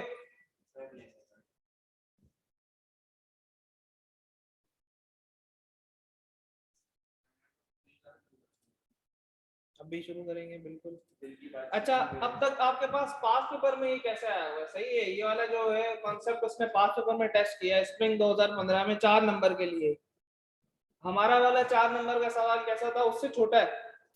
सही है, जल्दी भी हो जाएगा और नंबर 4 है। इसकी डेफिनेशन पूरी लिखो तो भी नंबर 4 है। अच्छा, डेफिनेशन के हमने बोला था जब भी बात आएगी तो अपनी होशियारी नहीं करनी है हमें, सीधी सीधी हमने क्या किया, कॉपी पेस्ट 4 में से 4। मकसद क्या होता है, एग्जामिनर कमेंट्स पढ़ाने होते हैं तुम लोगों को, इसलिए मैं 5 पेपर के इस तरीके के सवाल भी क्लास में कराएं। तो अब तक जो हमने कॉन्सेप्ट पढ़े हैं ना क्लास में, उससे रिलेटेड जो भी 5 पेपर आया हमने सब क्लास में किया है, वो भी एग्जामिनर कमेंट के साथ किया है। सही है। अच्छा, इसका एग्जामिनर कमेंट पढ़ते हैं, बड़ा मजे का होगा ये भी। While explaining special resolution as provided in under section 236 of the, ये रेफरेंस इसमें पुराना है क्योंकि 84 का सवाल है। सही है। Many candidates failed to mention that if all the members entitled to vote at any meeting so agree, मतलब ये वाला वो वाला पॉइंट मिस कर दिया बच्चों ने, जो हमने बोला कि भाई अगर जो लोग आ रहे हैं मीटिंग में वोट करने, वो सारे बोलते हैं कि 21 दिन से कम में बुला लो, उनको मसला नहीं है। सही है, प्रोवाइजो मिस किया था, एग्जैक्टली बच्चों ने मिस कर दिया था। सही है। Few candidates also unnecessarily wasted their precious time in narrating various decisions which require passing of special resolution. अच्छा, उन्होंने क्या किया, बच्चों ने क्या किया, उन्होंने बोला है कि अपना टाइम जाया किया किन चीजों में। उन्होंने बोला कि भाई वो बिजनेस बता दिए जिसमें स्पेशल रेजोल्यूशन पास होती है, बोला मैंने पूछा ही नहीं है। वापस से वो पहली क्लास वाला एग्जामिनर कमेंट, बच्चों ने क्या किया, इररेलेवेंट लिखा। अब जो उन्होंने स्पेशल बिजनेसेस लिखे होंगे वो गलत नहीं होंगे, इररेलेवेंट है, पूछा ही नहीं है, टाइम जाया कर रहे हैं, तो बोलते हैं फिर भाई फेल हो गया आगे। तो ये एग्जामिनर कमेंट में तुम लोगों को पढ़ाता हूँ ना, हालांकि देखो कॉपी पेस्ट डेफिनेशन थी, अगर आपको याद है 2 से 3 मिनट में आप ये लिख सकते हो 4 में से 4 नंबर, बाकी पास होने के लिए 46 चाहिए। सही है यार। प्रोवाइजो के अंदर ये है, हमने पहले बोला ना कि भाई जनरल मीटिंग का नोटिस कब दोगे आप, 21 दिन पहले दोगे। सही है, उसमें बताओगे कि स्पेशल रेजोल्यूशन भी पास होने वाली है। सही है। अब वो बोल रहा है 21 दिन लाजमी थोड़ी है, अगर जो आपके लोग आ रहे हैं वो चाहें 21 दिन से कम में अवेलेबल है सारे के सारे, किसी को कोई ऑब्जेक्शन नहीं है, अगर मैं 7 दिन में बुला रहा हूँ तो भी आ रहे हैं तो बुला लो, क्या मसला है। सही है, वो ये बात कर रहे हैं। चले जी, यहाँ पे हमारा ये वाला टॉपिक खत्म हुआ है। अब हम शुरू करने जा रहे हैं अपना चौथा, स्किप करके तीसरे के बाद चौथा टॉपिक स्किप किया है, एसोसिएशन नॉट फॉर प्रॉफिट। वो अगली क्लास में कंप्लीट सवालों के साथ करेंगे, एक सेपरेट बड़ा टॉपिक है। तो हम पहले क्या कर रहे हैं, रजिस्ट्रेशन ऑफ अ कंपनी। अच्छा सर, हम जो भी पहले टॉपिक शुरू करते हैं, चैप्टर हमारा वही चल रहा है पहला वाला। सही है, टॉपिक 500 है उसके अंदर, ये बड़ा चैप्टर है हमारा। इसके अलावा जो अभी 2-3 चैप्टर पढ़ेंगे वो जल्दी जल्दी 2-3 क्लासों के होंगे, खत्म होते जाएंगे। अच्छा, इसके अंदर हमारे पास कौन कौन से कॉन्सेप्ट हैं sir. Obligation to register as a company, वो बोल रहा है कि कब तुम्हारे ऊपर ऑब्लिगेशन हो जाएगी कि तुम कंपनी रजिस्टर हो जाओ, एक ये कॉन्सेप्ट पढ़ेंगे।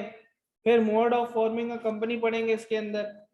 फिर हम पढ़ेंगे कि अगर मिनिमम नंबर ऑफ मेंबर से कम हो जाए और कंपनी चल रही हो तो फिर क्या मसले मसाइल होंगे। और फिर प्रोसेस ऑफ इनकॉर्पोरेशन पढ़ेंगे, इसके अंदर स्टेप्स हैं कि कंपनी बनती है तो कौन कौन से स्टेप्स होते हैं। फिर हम पढ़ेंगे registration of memorandum and articles. फिर ये रजिस्टर हो गया तो अब इसके इफेक्ट क्या होंगे। सर ये 2 टॉपिक इंशाल्लाह हम एनपीओ के साथ अगली क्लास में खत्म करेंगे, आज हम ये 4 चीजें पढ़ेंगे छोटी छोटी सी। सही है।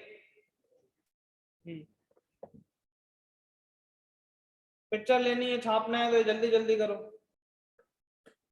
टाइम क्या बचा, बहुत टाइम हो जाएगा। उसके बाद उस्ताद की क्लास है ना, ऑडिट में हो।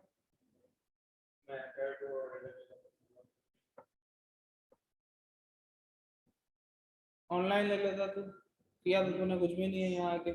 ऑनलाइन में तो मैं सोचा ही रहता, नहीं तू मतलब इतनी एफर्ट्स लगा के उठ के आ भी रहा है तो यूटिलाइज करो टाइम भाई। मतलब 1 महीना अगर इस सुस्ती में जाया कर लिया कि नहीं पढ़ा जा रहा, रमजान है तो नहीं नहीं ये पढ़ा नहीं। भाई यार अभी तक जो जो पढ़ लिया है ना, कोशिश करो वो साथ साथ याद करने लग जाओ। मतलब लॉ ऐसा सब्जेक्ट है, आखिर में करने बैठोगे ना, मतलब दिमाग एक तो हमारा ऐसा स्ट्रेसफुल हुआ होता है उस वक्त, और फिर चीजें भूलने लगती हैं। सही, अब भूलने लगती हैं तो फिर उससे ये होता है कि जो एग्जामिनर कमेंट में बच्चा वो बता रहा है ना कि ये लाइन लिखना भूल गए, ये करना भूल गए, तो वो होता है फिर। स्टडी नोट दे रहा हूँ, उसके अंदर होगा स्टडी टेक्स्ट वाले इररिलेवेंट चीजें हटाऊंगा। उसके ऊपर बैठ रहा हूँ यार, मतलब हम्म बस इंशाल्लाह आज बैठता हूँ उसके ऊपर। उसके अंदर वो भी डालने हैं ना एमसीक्यूज, अभी वो चल रहे हैं, अंडर रिव्यू चल रहे हैं। एमसीक्यूज हैं, प्रैक्टिस क्वेश्चन एग्जाम में पास में, मतलब पूरा हैंडआउट। उसके अंदर पहले स्लाइड्स आ रही होंगी, स्लाइड्स खत्म होंगी तो स्टडी नोट्स, वो खत्म होंगे तो फिर समरी नोट्स, समरी नोट्स खत्म होंगे तो एमसीक्यूज, फिर प्रैक्टिस क्वेश्चन, पास पेपर, आंसर एग्जाम कमेंट की वगैरह, पूरा एक हैंडआउट होगा। प्रिंट नहीं भी कराना तो भी चल जाएगा, बहुत ज्यादा बड़ा हो जाएगा तो जरूरत नहीं होगी। नहीं नहीं, यहीं से पढ़ लो। मतलब तुम उसको सामने रखना, तुम बोलोगे भाई इसके अंदर मेजर मेजर चीजें वही होंगी, सही है। बस इसके अंदर कुछ ऐसी होती हैं, एग्जांपल्स हैं, वो मैंने रखी हुई है अपने पास, रेलेवेंट चीजें रखी हैं जो याद करनी है। और उसमें साइड में लिख भी दूंगा कि ये ऑन वर्डिंग में कर सकते हो, सही है। और ये जहां जहां होगी ना गुंजाइश ऑन वर्डिंग वाली, तो कोने में लिखा हुआ आ रहा होगा कि कर सकते हो भाई। मतलब स्टडी गाइड खरीदे और आप लोग उसको देख के साथ साथ कंपेयर करें। हाँ जरूरी नहीं है, मर्जी है तुम्हारी, सही है। लिखा वही होगा उसमें भी, बस चीजें एक्स्ट्रा नहीं होगी। चलें जी, शुरू करते हैं पहले टॉपिक का, पांचवें टॉपिक का, बल्कि पहला concept, obligation to register as a company. भाई इसका क्या मतलब है? सेक्शन 9 है सर, इसका मतलब ये है कि लॉ ने बोला है कि भाई अगर आप कोई बिजनेस कर रहे हो ना, 5-6 लोग, 7-8 लोग, अब उसको एसोसिएशन बोल दो, पार्टनरशिप बोल दो, कुछ भी बोल दो, बोला करो कोई मसला नहीं है, पार्टनरशिप बनाओ, तुम्हारी अपनी चॉइस है, कंपनी बनाओ नहीं बनाओ, सही है। लेकिन वो बोल रहा है कि भाई जब तुम्हारे पास ये नंबर 20 से क्रॉस हो जाए, अब तुम्हारे पास ऑप्शन नहीं है कि पार्टनरशिप रहने दो। अब तुम, मतलब तुम्हारे ऊपर एक लीगल ऑब्लिगेशन है कि अब तुम क्या करो, उसको कंपनी रजिस्टर करवा लो। ठीक है भाई, ऑनलाइन मैंने ये बोला कि भाई अगर आप बिजनेस कर रहे हो ना, 5-6 लोग पार्टनरशिप बिजनेस कर रहे हो, करते रहो। जैसे एआरटीडी में 2 पार्टनर है भाई, पार्टनरशिप फॉर्म का अगर इन्होंने बिजनेस खोला हुआ है, करते रहो भाई, करते जाओ, भले और पार्टनर डालने हैं डाल दो। लेकिन जिस वक्त ये 20 से क्रॉस हो जाएगा, सही है, मतलब कोई भी पार्टनरशिप बिजनेस 20 से क्रॉस हो गया, अब लॉ कहता है कि नहीं भाई अब कंपनी बनाओ, वरना पाबंदियां लगा दूंगा, पेनल्टियां लगा दूंगा। कौन सी, अभी देखते हैं भाई। नो एसोसिएशन, सही है, पार्टनरशिप और एंटिटी, मतलब कोई भी कारोबार है, लोग मिलके कर रहे हैं, consisting of more than 20% shall be formed for the purpose of carrying on a business that has for its object acquisition of gain। भाई नोट छापना मकसद है, कोई भी कारोबार कर रहे हो, पार्टनरशिप है, कुछ भी है, सही है, partner entity or by the individual members thereof, unless it is registered as a company under the Companies Act 2017। भाई कोई भी कारोबार कर रहे हो, कोई भी बिजनेस एक्टिविटी कर रहे हो, पैसा छापना मकसद है तुम्हारा, सही है भाई। तो लॉ कहता है कि करो, लेकिन जब वो 20 से क्रॉस हो जाए तब तुम्हें कंपनी बनानी पड़ेगी। यहां तक साथ है ऑनलाइन। अच्छा, फिर वो कहता है कि भाई अगर तुमने ऐसा नहीं किया, 20 से क्रॉस हो गए हो, और तब भी तुम मतलब होशियारी मार के पार्टनरशिप कंपनी तुमने बनाई नहीं है, वही चला रहे हो, तो कह रहा है कि भाई मैं तुम्हें क्या करूंगा, वो जो लोग होंगे पार्टनरशिप में, सही है, guilty of an offence under this section shall be liable to penalty not exceeding level 1। अच्छा, हमने पहली क्लास के अंदर बात की थी कि भाई लॉ के अंदर जो पेनल्टीज है ना, वो उसने ऐसे बताई है, लेवल 1 लेवल्स करके बताई है, लेवल 1, लेवल 2, लेवल 3। अब इसके अंदर कौन कौन सी पेनल्टीज होती हैं वो आपके कोर्स का पार्ट नहीं है, लेकिन अगर आप बोलोगे तो हम किसी एक क्लास के अंदर उसको डिस्कस कर लेंगे, उसमें कोई हर्ज नहीं है, ताकि आपको पता हो कि अगर लेवल 1 की पेनल्टी लगती है तो उसके अंदर कौन कौन सी पनिशमेंट होती हैं, या कौन कौन से जो फाइनेंशियल डैमेजेस होती हैं, सही है। तो एक क्लास के अंदर हम वो भी डिस्कस कर लेंगे, सेक्शन 479 या 39 आई गेस, सही है।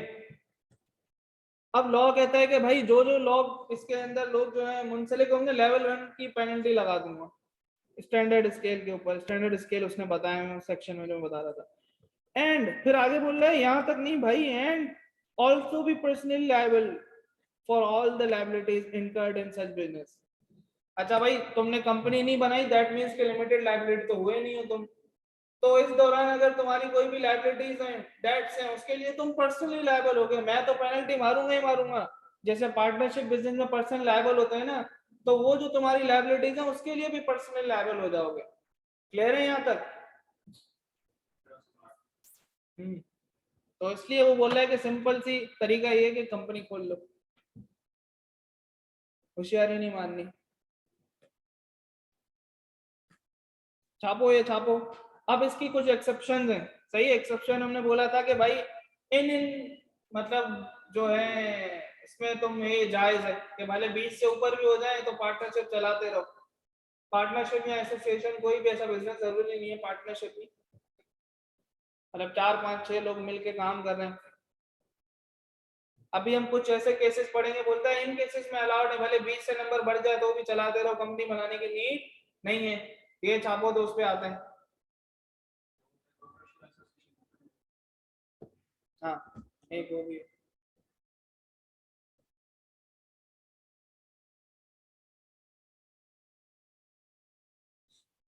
चलिए जी आते हैं अभी हम उस पे एक्सेप्शंस पे।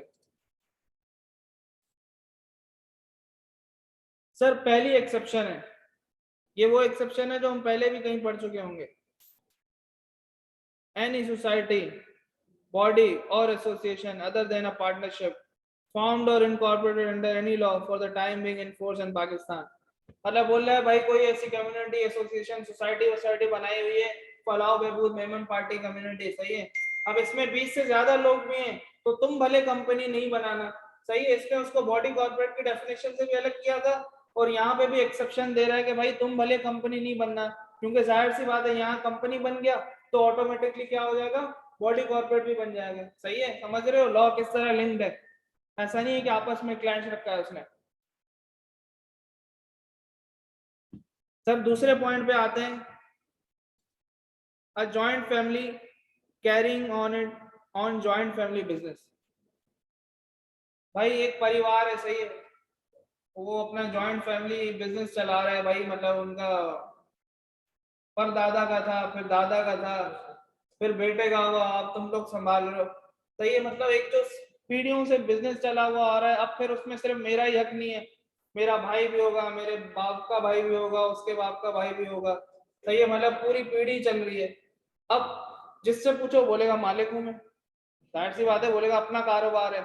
उसका पुप्पा, उसका भतीजा, ताया भांजा जो भी आ रहा है, आप उससे आपकी क्लास में क्या है भाई, हमारा अपना कारोबार है, मतलब वो इशू कराएगा मालिक हूं मैं भाई।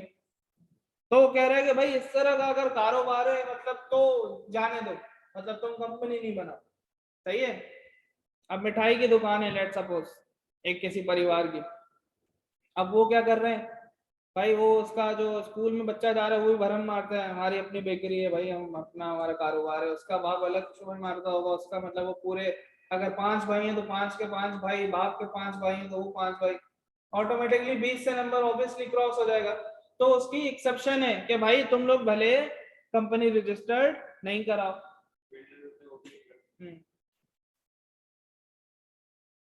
अच्छा, अब आते हैं अब पार्टनरशिप ऑफ टू, यार इस पे सी लिखना भूल गया हूं मैं। सही है, ये पॉइंट सी है। अ पार्टनरशिप ऑफ टू और more joint families where the total number of members of the such families excluding the minor members does not exceed 20। Sir इसके अंदर क्या कह रहा है सर, जैसे वो कह रहा है अब पहले तो हमने एक जॉइंट फैमिली बोली ना, अब व्हाट इफ के ये दो जॉइंट फैमिलीज हैं कोलैबोरेशन कर लें, ये दो या दो से ज्यादा, सही है। लेट सपोज इम्तियाज सुपरमार्केट है, सही है। अब इम्तियाज के भी माशाल्लाह मतलब वो होंगे उसके नवासे पोते दादा नानी जो भी है, मतलब आप जिससे भी पूछोगे बोलेगा हमारा इम्तियाज है, अपना कारोबार है। सही है। इसी तरह अगर बिन हाशिम है, सही है, वो भी सुपरमार्केट है, अब उनका भी पूरा खानदान होगा। अब वो बोलते हैं कि भाई हम लोग कोलैबोरेशन करके एक बिजनेस खोलते हैं, सही है, पूरी मार्केट को कैप्चर करने के लिए। तो अगर वो लोग खोलते हैं, अब लॉ कह रहा है कि भाई उनके जो छोटे बच्चे हैं ना 18 से कम माइनर है उनको हटा दो, अगर वो 20 से एक्सीड नहीं कर रहे तो वो भी चला सकते हैं। अब सर सोचने की बात है ना, एक सोचने की बात है। अब सोचने की बात ये, वो कह रहा है कि अगर 20 से ऊपर नहीं हो रहे, समझ रहे, वो कह रहा है मिला लो बच्चे हटा दो, 20 से ऊपर नहीं हो रहे, डज नॉट एक्सीड कह रहा है, देख रहे हो भाई। अगर 20 से एक्सीड नहीं हो रही तो एक्सेप्शन किस बात की, ऊपर वैसे ही अलाउड है ना, 20 से कम तक तो हम वैसे ही कर सकते हैं, 20 से बढ़ ही नहीं रहे। तो सर आपके लॉ के अंदर ना ये एक छोटा सा ग्लिच है। सही, आप जो दूसरों के लॉ में उठा उठा के छापे हैं, तो उसके अंदर हमने छापा छपाई में ये देखा ही नहीं है। तो ये चलती आ रही है परंपरा इतने से, ये ऑर्डिनेंस के अंदर भी इसी तरह का था, उसको फिर आगे भी सही नहीं किया, ये अभी तक सही नहीं हुआ। मतलब मेरे हिसाब से ये पॉइंट यहाँ पे एक सेंसलेस पॉइंट है। भाई आप खुद बताओ ना, वो कह रहा है कि आप कोलैबोरेशन करो, और अगर आप 20 से ऊपर नहीं बढ़ते तो आप मतलब भले करते रहो। भाई 20 से ऊपर नहीं बढ़ते तो वैसे ही चल रहा है, लिमिट ही हमारी ऊपर, हमने लॉ में ऊपर लिखा है कि अगर 20 से ऊपर हो जाए तो कंपनी बनाना है, यहाँ 20 से ऊपर हुए ही नहीं है तो मैं क्यों खोलूं कंपनी भाई। सही है, तो ये एक पॉइंट अब इसके अंदर लिखा है तो आप लोगों को एज इट इज करना पड़ेगा, लेकिन ये है कि सेंसलेस पॉइंट है ये। मतलब शायद कभी फ्यूचर में सही हो जाए या कोई उठाए आवाज, मतलब ये वो लॉ है, मतलब धक्के स्टार्ट है ना, इसको कोई देखता नहीं है, इतना इंपॉर्टेंट चीज नहीं है, डे टू डे मतलब उसमें यूज नहीं होता। वरना जो अमेंडमेंट्स आती हैं, चेंजेस आती हैं, उन लॉज में आती हैं, जो उन प्रोविजन या सेक्शन में आती हैं, जो मतलब रोज की बेसिस पे कहीं ना कहीं होते हैं। ये बस ऐसे ही धक्के स्टार्ट दिया हुआ है। अच्छा सही, फिर आगे बढ़ते हैं। फिर कहता है आखिरी exception, point number A B C, ये हो गया डी। सही है, a partnership formed to carry on practice as lawyers, accountants, or any other profession where the practice as a limited liability company is not permitted under the relevant laws or regulation of such practices. अच्छा, अब इसके अंदर वो कह रहा है कि भाई पहले तो हमने बोला ना कि 20 हो जाए तो पार्टनरशिप बंद करके कंपनी बनानी पड़ेगी। अच्छा सर, आपके सामने एग्जांपल है ए फर्ग्यूसन, सही है, माशाल्लाह 45 या 46 47 पार्टनर्स है, इतने पार्टनर्स है, सही है। अब वो तो पार्टनरशिप फर्म है, वो क्यों चल रही है? तो सर लॉ ने क्यों क्यों उन्होंने कंपनी रजिस्टर्ड नहीं करवाई? लॉ ने एक्सेप्शन दी हुई है। अच्छा, एक्सेप्शन भी कैसे दी हुई है? सही है, एक्सेप्शन ऐसे दी हुई है कि अगर आप कोई प्रोफेशनल फर्म हो, जैसे लॉयर्स की फर्म हो, सही है, कंसल्टेंसी है तुम्हारी, यहाँ ऑडिट फर्म है, मतलब प्रोफेशनल सर्विसेज दे रहे हो, तो तुम भले 20 से ज्यादा हो जाओ, पार्टनरशिप हो तुम भले 20 से ज्यादा हो जाओ, लेकिन तुम्हें कंपनी बनने की नीड नहीं है। ठीक है जी। उसके अंदर ये हमारी ऑडिट फर्म्स हैं, ये भी एक एग्जांपल के तौर पे मैं तुम्हें बता सकता हूँ। अच्छा, वो कह रहे हैं कि ये भी तब होगा जब अगर तुम्हारे कानून के अंदर ये नहीं लिखा हुआ कि जो प्रोफेशनल फर्म्स हैं वो लिमिटेड लायबिलिटी कंपनी बन सकती हैं।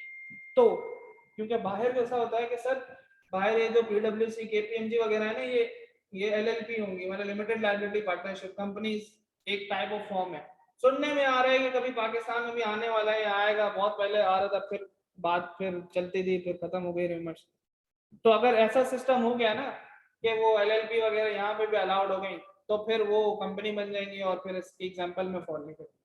समझ रहे हो? अभी के लिए तुम ये समझो कि भाई अगर आपकी कोई प्रोफेशनल फर्म है और उसको आप कंपनी के तौर पे नहीं खोल सकते, तो आप भले 20 से ऊपर जो है पार्टनरशिप में करते रहो काम। सही है, आपके लॉ ने अलाउ नहीं किया हुआ कि आप जो फर्म्स को कंपनी बनाओ। किसी का कोई मसला है, कोई पंचायत, कोई पसोड़ी, कोई मुश्किल परेशानी तकलीफ, ऑनलाइन मेरी लाशों,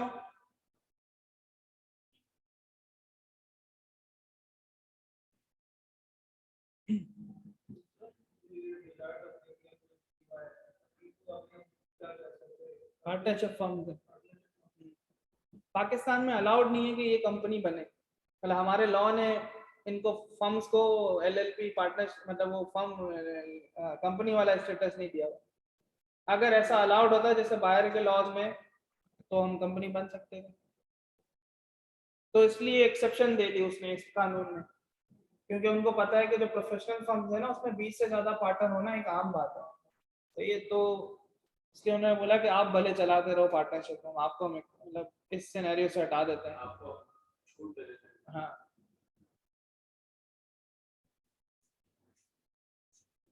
ऑनलाइन छाप लिया, आगे बढ़े।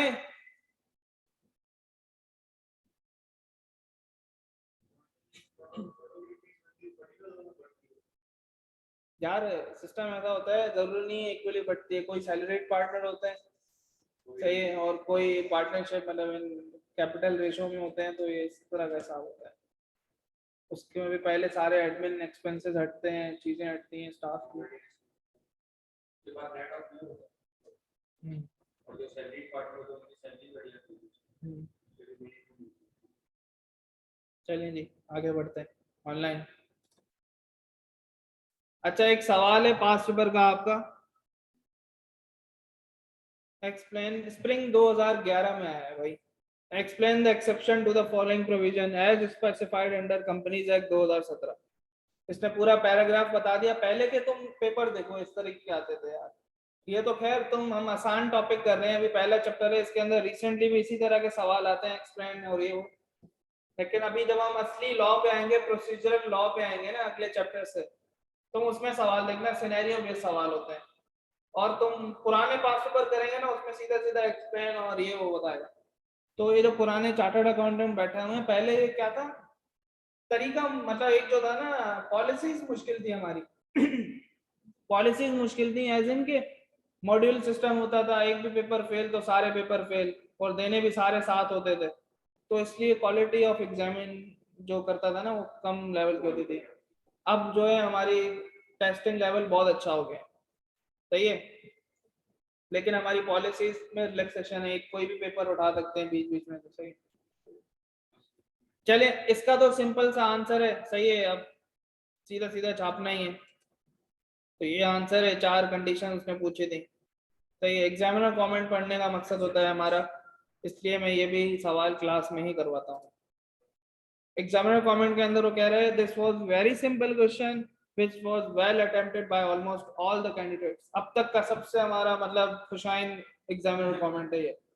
उसमें बोल रहा है कि भाई इसमें भंड नहीं मारा इन्होंने, ये तमीज से कर लिया सबने, सही है भाई।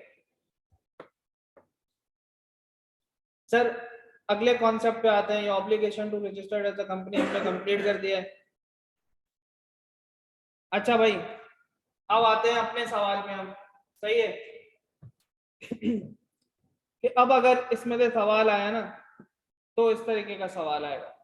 Mister Kashif along with his 15 friends running a partnership business, recently partners have decided to add 5 more partners in the business in order to raise more finance। सही है भाई, और पैसा चाहिए उनको, कहीं लगाना होगा। However, the partners are not sure about the obligation of their association to registered as companies। You are required to advise under the light of Companies Act 2017 on this matter। Sir 2 से 3 minute हैं, जल्दी से लिखो, शाबाश, फिर इसका answer discuss करते हैं। अब अगर ये कॉन्सेप्ट टेस्ट होता है पेपर में, सही है, तो ये 3 से 4, 4 तो खैर इसके अंदर कंडीशन दी है, नहीं एक्सेप्शन नहीं पूछी ना, सही है। 4 4 नंबर 3 नंबर तक आ सकता है, सही है।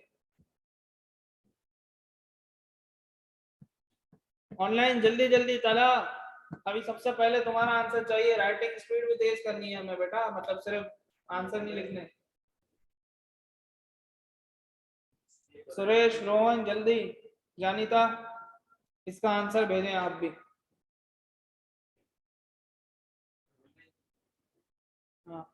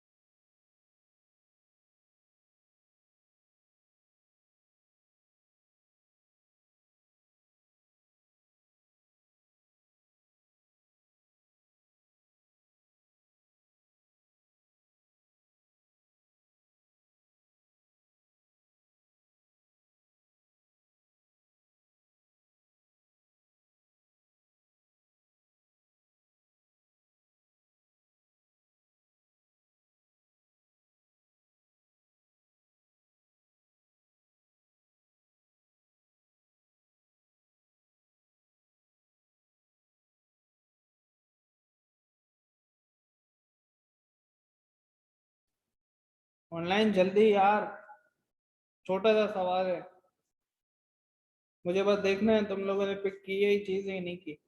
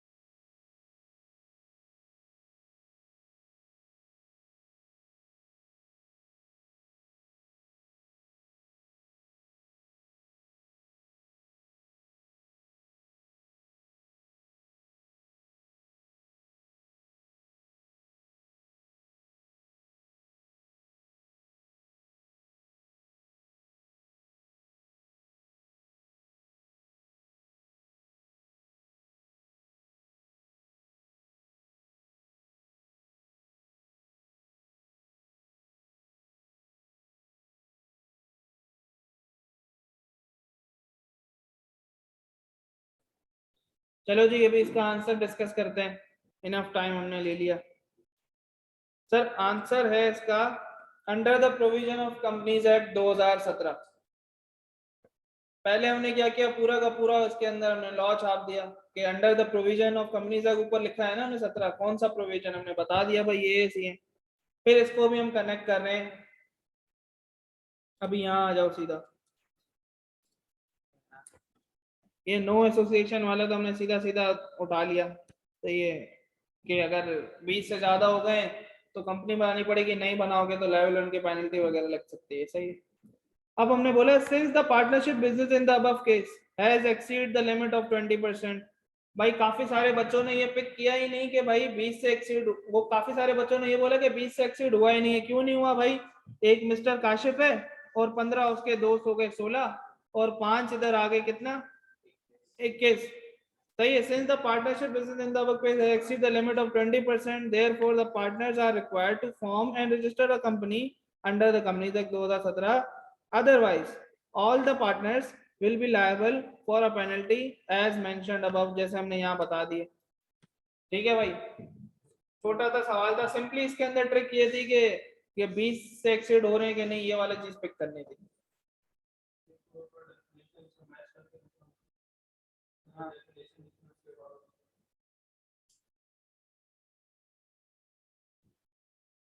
ठीक है आगे बढ़ते हैं। ऑनलाइन, ऑनलाइन फुल लाश बने हुए हैं आज, फुल लाश। हुजैफा कायद नहीं है ना, वरना ये भरा हुआ होता है। चलो जी आगे बढ़ते हैं। सर दूसरा कॉन्सेप्ट है, तला खान मैं तुम्हारा अभी क्लास के बाद भेज देता हूँ, सही व्हाट्सएप पे भेजा है ना, मैं चेक करके बताता हूँ। अच्छा पहला हमने कॉन्सेप्ट पढ़ा है इसके अंदर, obligation to registered as a company. अभी दूसरा हम पढ़ने लगे, mode of forming a company. भाई कंपनी किस किस तरीके से किस किस शक्ल की बन सकती है भाई, हम ये ऑलरेडी पढ़ चुके हैं, तुम लोग बताओगे मुझे, सही है ऑलरेडी पढ़ चुके हैं। भाई प्राइवेट कंपनी हो सकती है, पब्लिक कंपनी हो सकती है, सिंगल मेंबर कंपनी हो सकती है, सही है भाई। ये फॉर्म हम पढ़ चुके हैं ना, अब ये कंपनी क्या क्या होती है ये ऑलरेडी हम डिस्कस कर चुके हैं। तो लॉ ने कुछ मोड ऑफ लॉ कहता है कि भाई तुम्हें कंपनी बनानी है, प्राइवेट बना लो, पब्लिक बना लो, सिंगल ओनर बना लो, तुम्हारी मर्जी है जो बनानी है बना लो।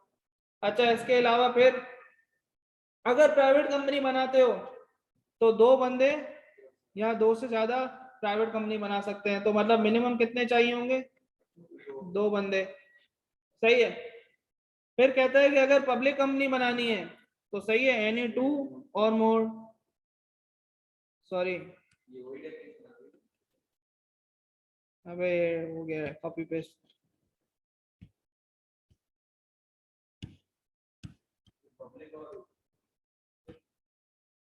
सही है।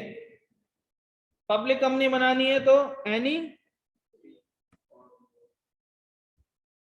ये क्या हो गया, सही है। हाँ भाई, साथ ऑनलाइन, ये टाइपो हो गया था। एनी 3 और मोर पर्सन में फॉर्म अ पब्लिक कंपनी। तो पब्लिक के लिए मिनिमम कितने चाहिए होंगे? ऑनलाइन लिख के बताओ, लिख के बताओ, जल्दी जल्दी जल्दी, दस्ती उठो नींद से भाई, उठो। 3, सही है, 3 चाहिए होंगे। अच्छा, सिंगल मेंबर कंपनी के लिए कम से कम हमें चाहिए होगा, जाहिर से नाम से ही जाहिर है कि एक सिंगल बंदा जो है वो सिंगल मेंबर कंपनी बना सकता है। ठीक है जी। सर एक हमने बात डिस्कस की थी कि कंपनी जो है परपेचुअल सक्सेशन वाला कॉन्सेप्ट ना, इन्फिनिटी चलती रहेगी। शेयर बेच रहा हूँ, दे रहा हूँ, एक जा रहा है, मर रहा है, वाला चलती रहेगी। सिंगल मेंबर कंपनी कैसे परपेचुअल सक्सेशन है? सुफियान की कंपनी है, सुफियान बाइक से जा रहा है, हेलमेट नहीं पहना हुआ, गिर गया, खोपड़ी में चोट लगी, मर गया, अल्लाह ने करे, सही है। अब मतलब उसका जो खोखा था पान का वो तो बंद हो गया, सही है। तो पान का खोखा सुफियान का बंद हो गया, उसके अंदर क्या तरीका है भाई? बाकियों में तो भाई ये है ना, तो बिल्कुल ऐसा ही है। तो सर उसके लिए लॉ ने एक तरीका बताया, उसको पढ़ते हैं, सही है। उससे पहले एक चीज, सिंगल मेंबर का अगर सुफियान का इंतकाल हो जाता है, अल्लाह ना करे, अल्लाह ना करे, तो मतलब सुफियान एक डमी नाम है हमारा, समझे, उसका पान का खोखा है, बाइक चलाते हुए जा रहा है, उसका इंतकाल हो गया, उस पर आते हैं कि फिर उसका क्या हुआ। उससे पहले एक छोटा सा कॉन्सेप्ट है कि ये जो भी हमने ऊपर फॉर्म ऑफ बिजनेस पढ़े, सही है। अब ये तो यहाँ तो लिमिटेड बाय शेयर हो सकते हैं, लिमिटेड बाय गारंटी हो सकते हैं, अनलिमिटेड हो सकते हैं, ठीक है।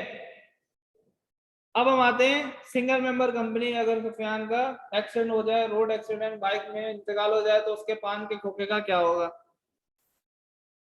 अच्छा जी, single member company, the subscriber to the memorandum, law कहता है the subscriber to the memorandum shall nominate a person who in the event of that of sole member shall be responsible to, मतलब वो कह रहा है subscriber to the memorandum, जिसने company बनाते हुए मेमोरेंडम पे साइन किया होगा, दैट मींस जिसकी कंपनी थी वही सुफियान ने खुद साइन करते हुए, सही है, मेमोरेंडम एक बंदे को रिप्रेजेंट किया होगा, उसने बोला होगा कि अगर मुझे कुछ भी हो जाए, उसने लेट सपोज शुएब का नाम डाल दिया, सही है, उसने बोला कि भाई अगर मेरा इंतकाल हो जाता है तो शुएब को बोला तुम्हारी जिम्मेदारी है कि क्या, transfer the shares to the legal heirs, सही है, कि उसने बोला कि भाई तुम्हारी जिम्मेदारी है कि जो तुम्हारे शेयर्स हैं legal heirs of the deceased subject to, मतलब जो बाकियात बची हुई है इसकी सुफियान की, मतलब जो वारिस वगैरह होंगे, बच्चे बीवी, उन किसी को भी जिसका इसने बोला होगा उसको दे दे, ट्रांसफर करवा दे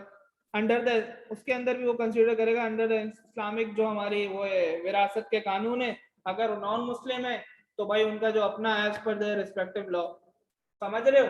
तो भाई वो जो बंदा है जिसका इंतकाल हो गया, पान का खोखा था, उसने एक दूसरे उसने जब कंपनी बनाई थी एक नाम डाल दिया था कि भाई, नाम डाल दिया था कि अगर मुझे कुछ हो जाता है तो मेरे जाने के बाद तुम इन इन चीजों के लिए रिस्पॉन्सिबल हो गए।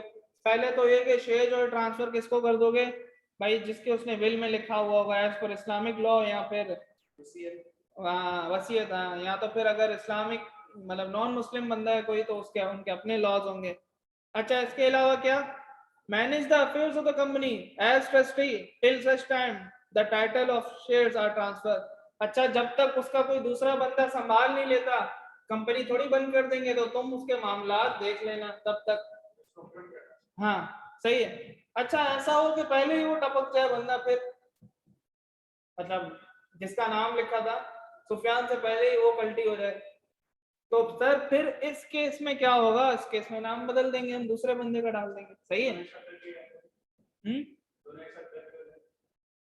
क्या ये तो बड़ा इंटरेस्टिंग, फिर वो मतलब लीगल प्रोसीडिंग चलेंगे, उनके जो वारिस होंगे वो बोलेंगे भाई हमारा ये सीन था, फिर कोर्ट डिसाइड करेगी, सही है। चलें जी, प्रोवाइडेड दैट वेयर, अभी एक प्रोवाइजो आ गया, provided that where such transfer is made to more than one legal heir. अच्छा भाई, अब उसने क्या किया शोएब ने कि सुफियान के जाने के बाद उसके 2 बच्चे थे, दोनों में बांट दिया, सही है। The company shall cease to be a single member, मतलब अब वो सिंगल मेंबर नहीं रही, क्योंकि हमने बोला था कि सिंगल मेंबर का मैक्सिमम भी एक बंदा होता है, क्योंकि 2 लोगों को शेयर ट्रांसफर हो गए।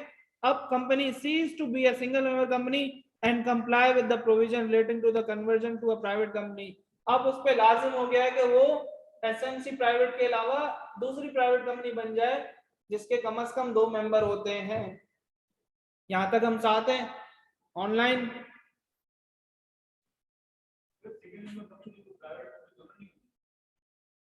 सिंगल मेंबर प्राइवेट होती है लेकिन एसएमसी प्राइवेट होती है, वो अलग कैटेगरी है, प्राइवेट का एक मतलब अलग से वो है। Sir what about the public sector company?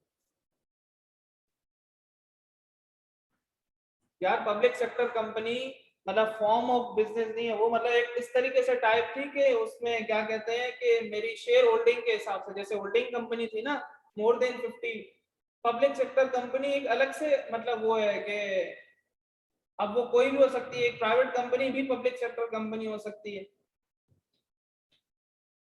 मतलब अगर गवर्नमेंट ने ली हुई है शेयर्स उसको हम पब्लिक सेक्टर कंपनी, वो मतलब तुम बोलो by virtue of share holding होती है, फॉर्म ऑफ बिजनेस नहीं है वो। सही है, अगर जैसे मैं ऑर्डिनरी बंदा हूँ, फॉर्म ऑफ बिजनेस तो वो है ना जो सबके लिए अवेलेबल हो। अभी मुझे कंपनी खुलवानी है, मैं पब्लिक सेक्टर कंपनी थोड़ी खोल सकता हूँ, तो वो फॉर्म ऑफ बिजनेस नहीं है। सही है करीम, क्लियर है?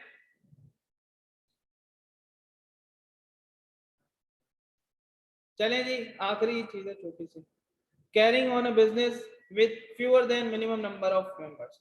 सही है, तीसरा कॉन्सेप्ट है हमारा।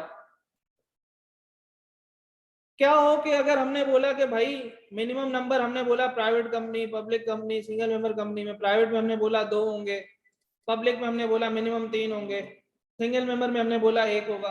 अगर इनसे कम हो गया, इसके अंदर तो खैर हमने डिस्कस कर लिया कि मतलब 1 से कम क्या होगा, मर ही गया होगा या कुछ भी होगा तो फिर उसके वो जो आगे।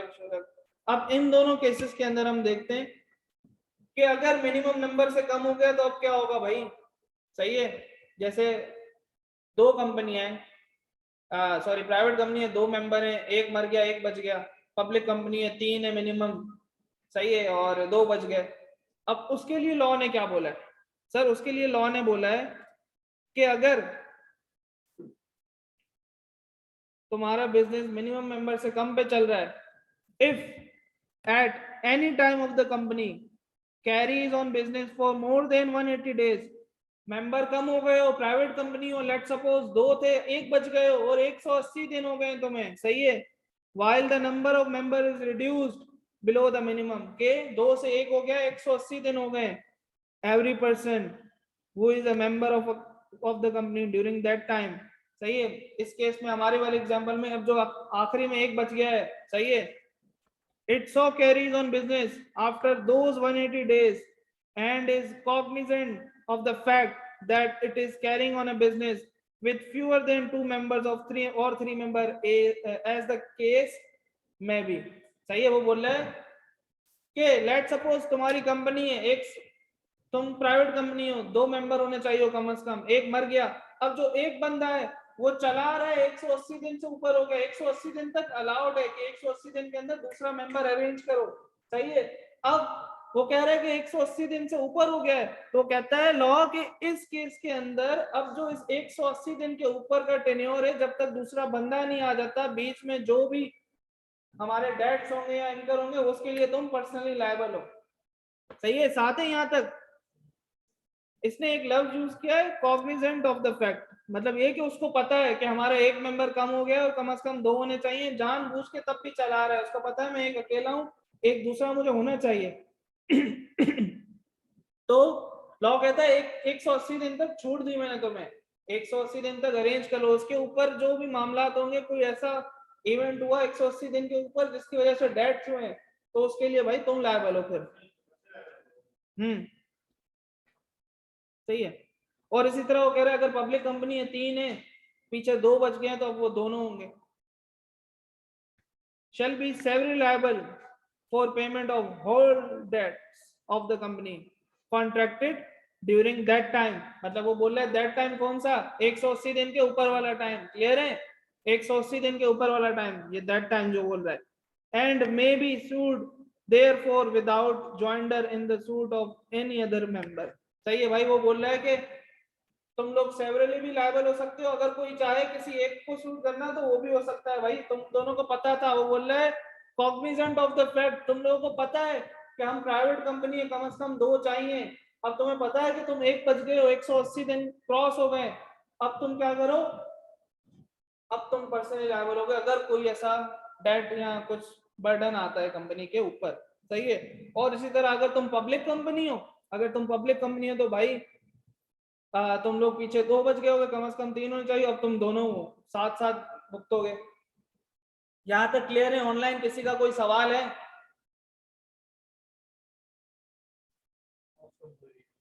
आखिरी चीज रह गई है।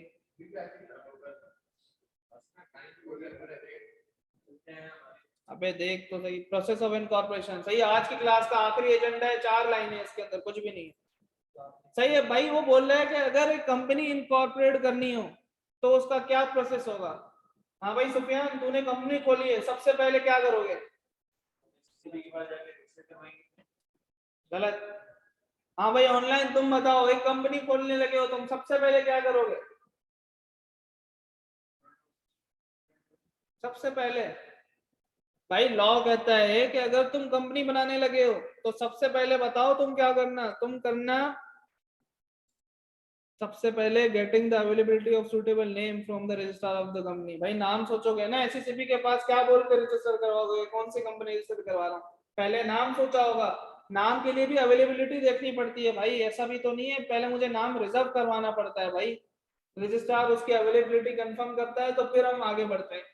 सही है, तो सर सबसे पहला हमारा स्टेप होता है कि getting availability of suitable name from the registrar of the company.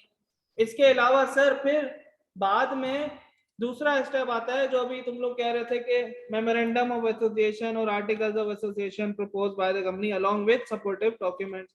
भाई उसके बाद क्या करेगा भाई? मेमोरेंडम और आर्टिकल्स बनाएगा। अच्छा वो बन गए, अब क्या?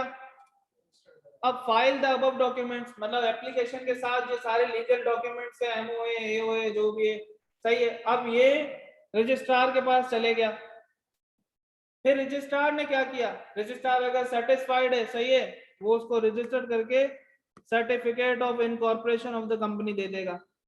अभी सिर्फ ये हम स्टेप पढ़ें, इसकी डिटेल्स आगे आएंगी, सही है। अगर आपको कंपनी बनानी है तो ये स्टेप्स इन्वॉल्व होते हैं कि भाई कोई बंदा है, जाए पहले नाम सोचेगा, नाम की अवेलेबिलिटी कंफर्म हो जाएगी तो भाई अपना मेमोरेंडम आर्टिकल डॉक्यूमेंट्स वगैरह रजिस्ट्रार के पास सबमिट करवाएगा। रजिस्ट्रार को अगर कोई एतराज नहीं है, कोई उसने रिजर्वेशन नहीं निकाली, तो फिर क्या करेगा, वो उसको ओके की रिपोर्ट करके उसको सर्टिफिकेट ऑफ इनकॉर्पोरेशन दे देगा। सर सर्टिफिकेट ऑफ इनकॉर्पोरेशन के ऊपर कंपनी का नाम लिखा होता है, ऑफिस वगैरह और सही डेट वगैरह, ये सब चीजें होती है। तो सर आज की क्लास हमारी यहीं तक है, ठीक है। और इंशाल्लाह अब इस टॉपिक के 2 कॉन्सेप्ट रह गए हैं, वो और एसोसिएशन नॉट फॉर प्रॉफिट जो हमारा चौथा टॉपिक है इस चैप्टर का, वो अगली क्लास में करके इंशाल्लाह हम कोशिश करेंगे कि इस चैप्टर को क्लोज करें, ठीक है जी। अगली क्लास कल या परसों हो जाएगी इंशाल्लाह। चलें जी, मिलते हैं अगली क्लास में, अल्लाह हाफिज।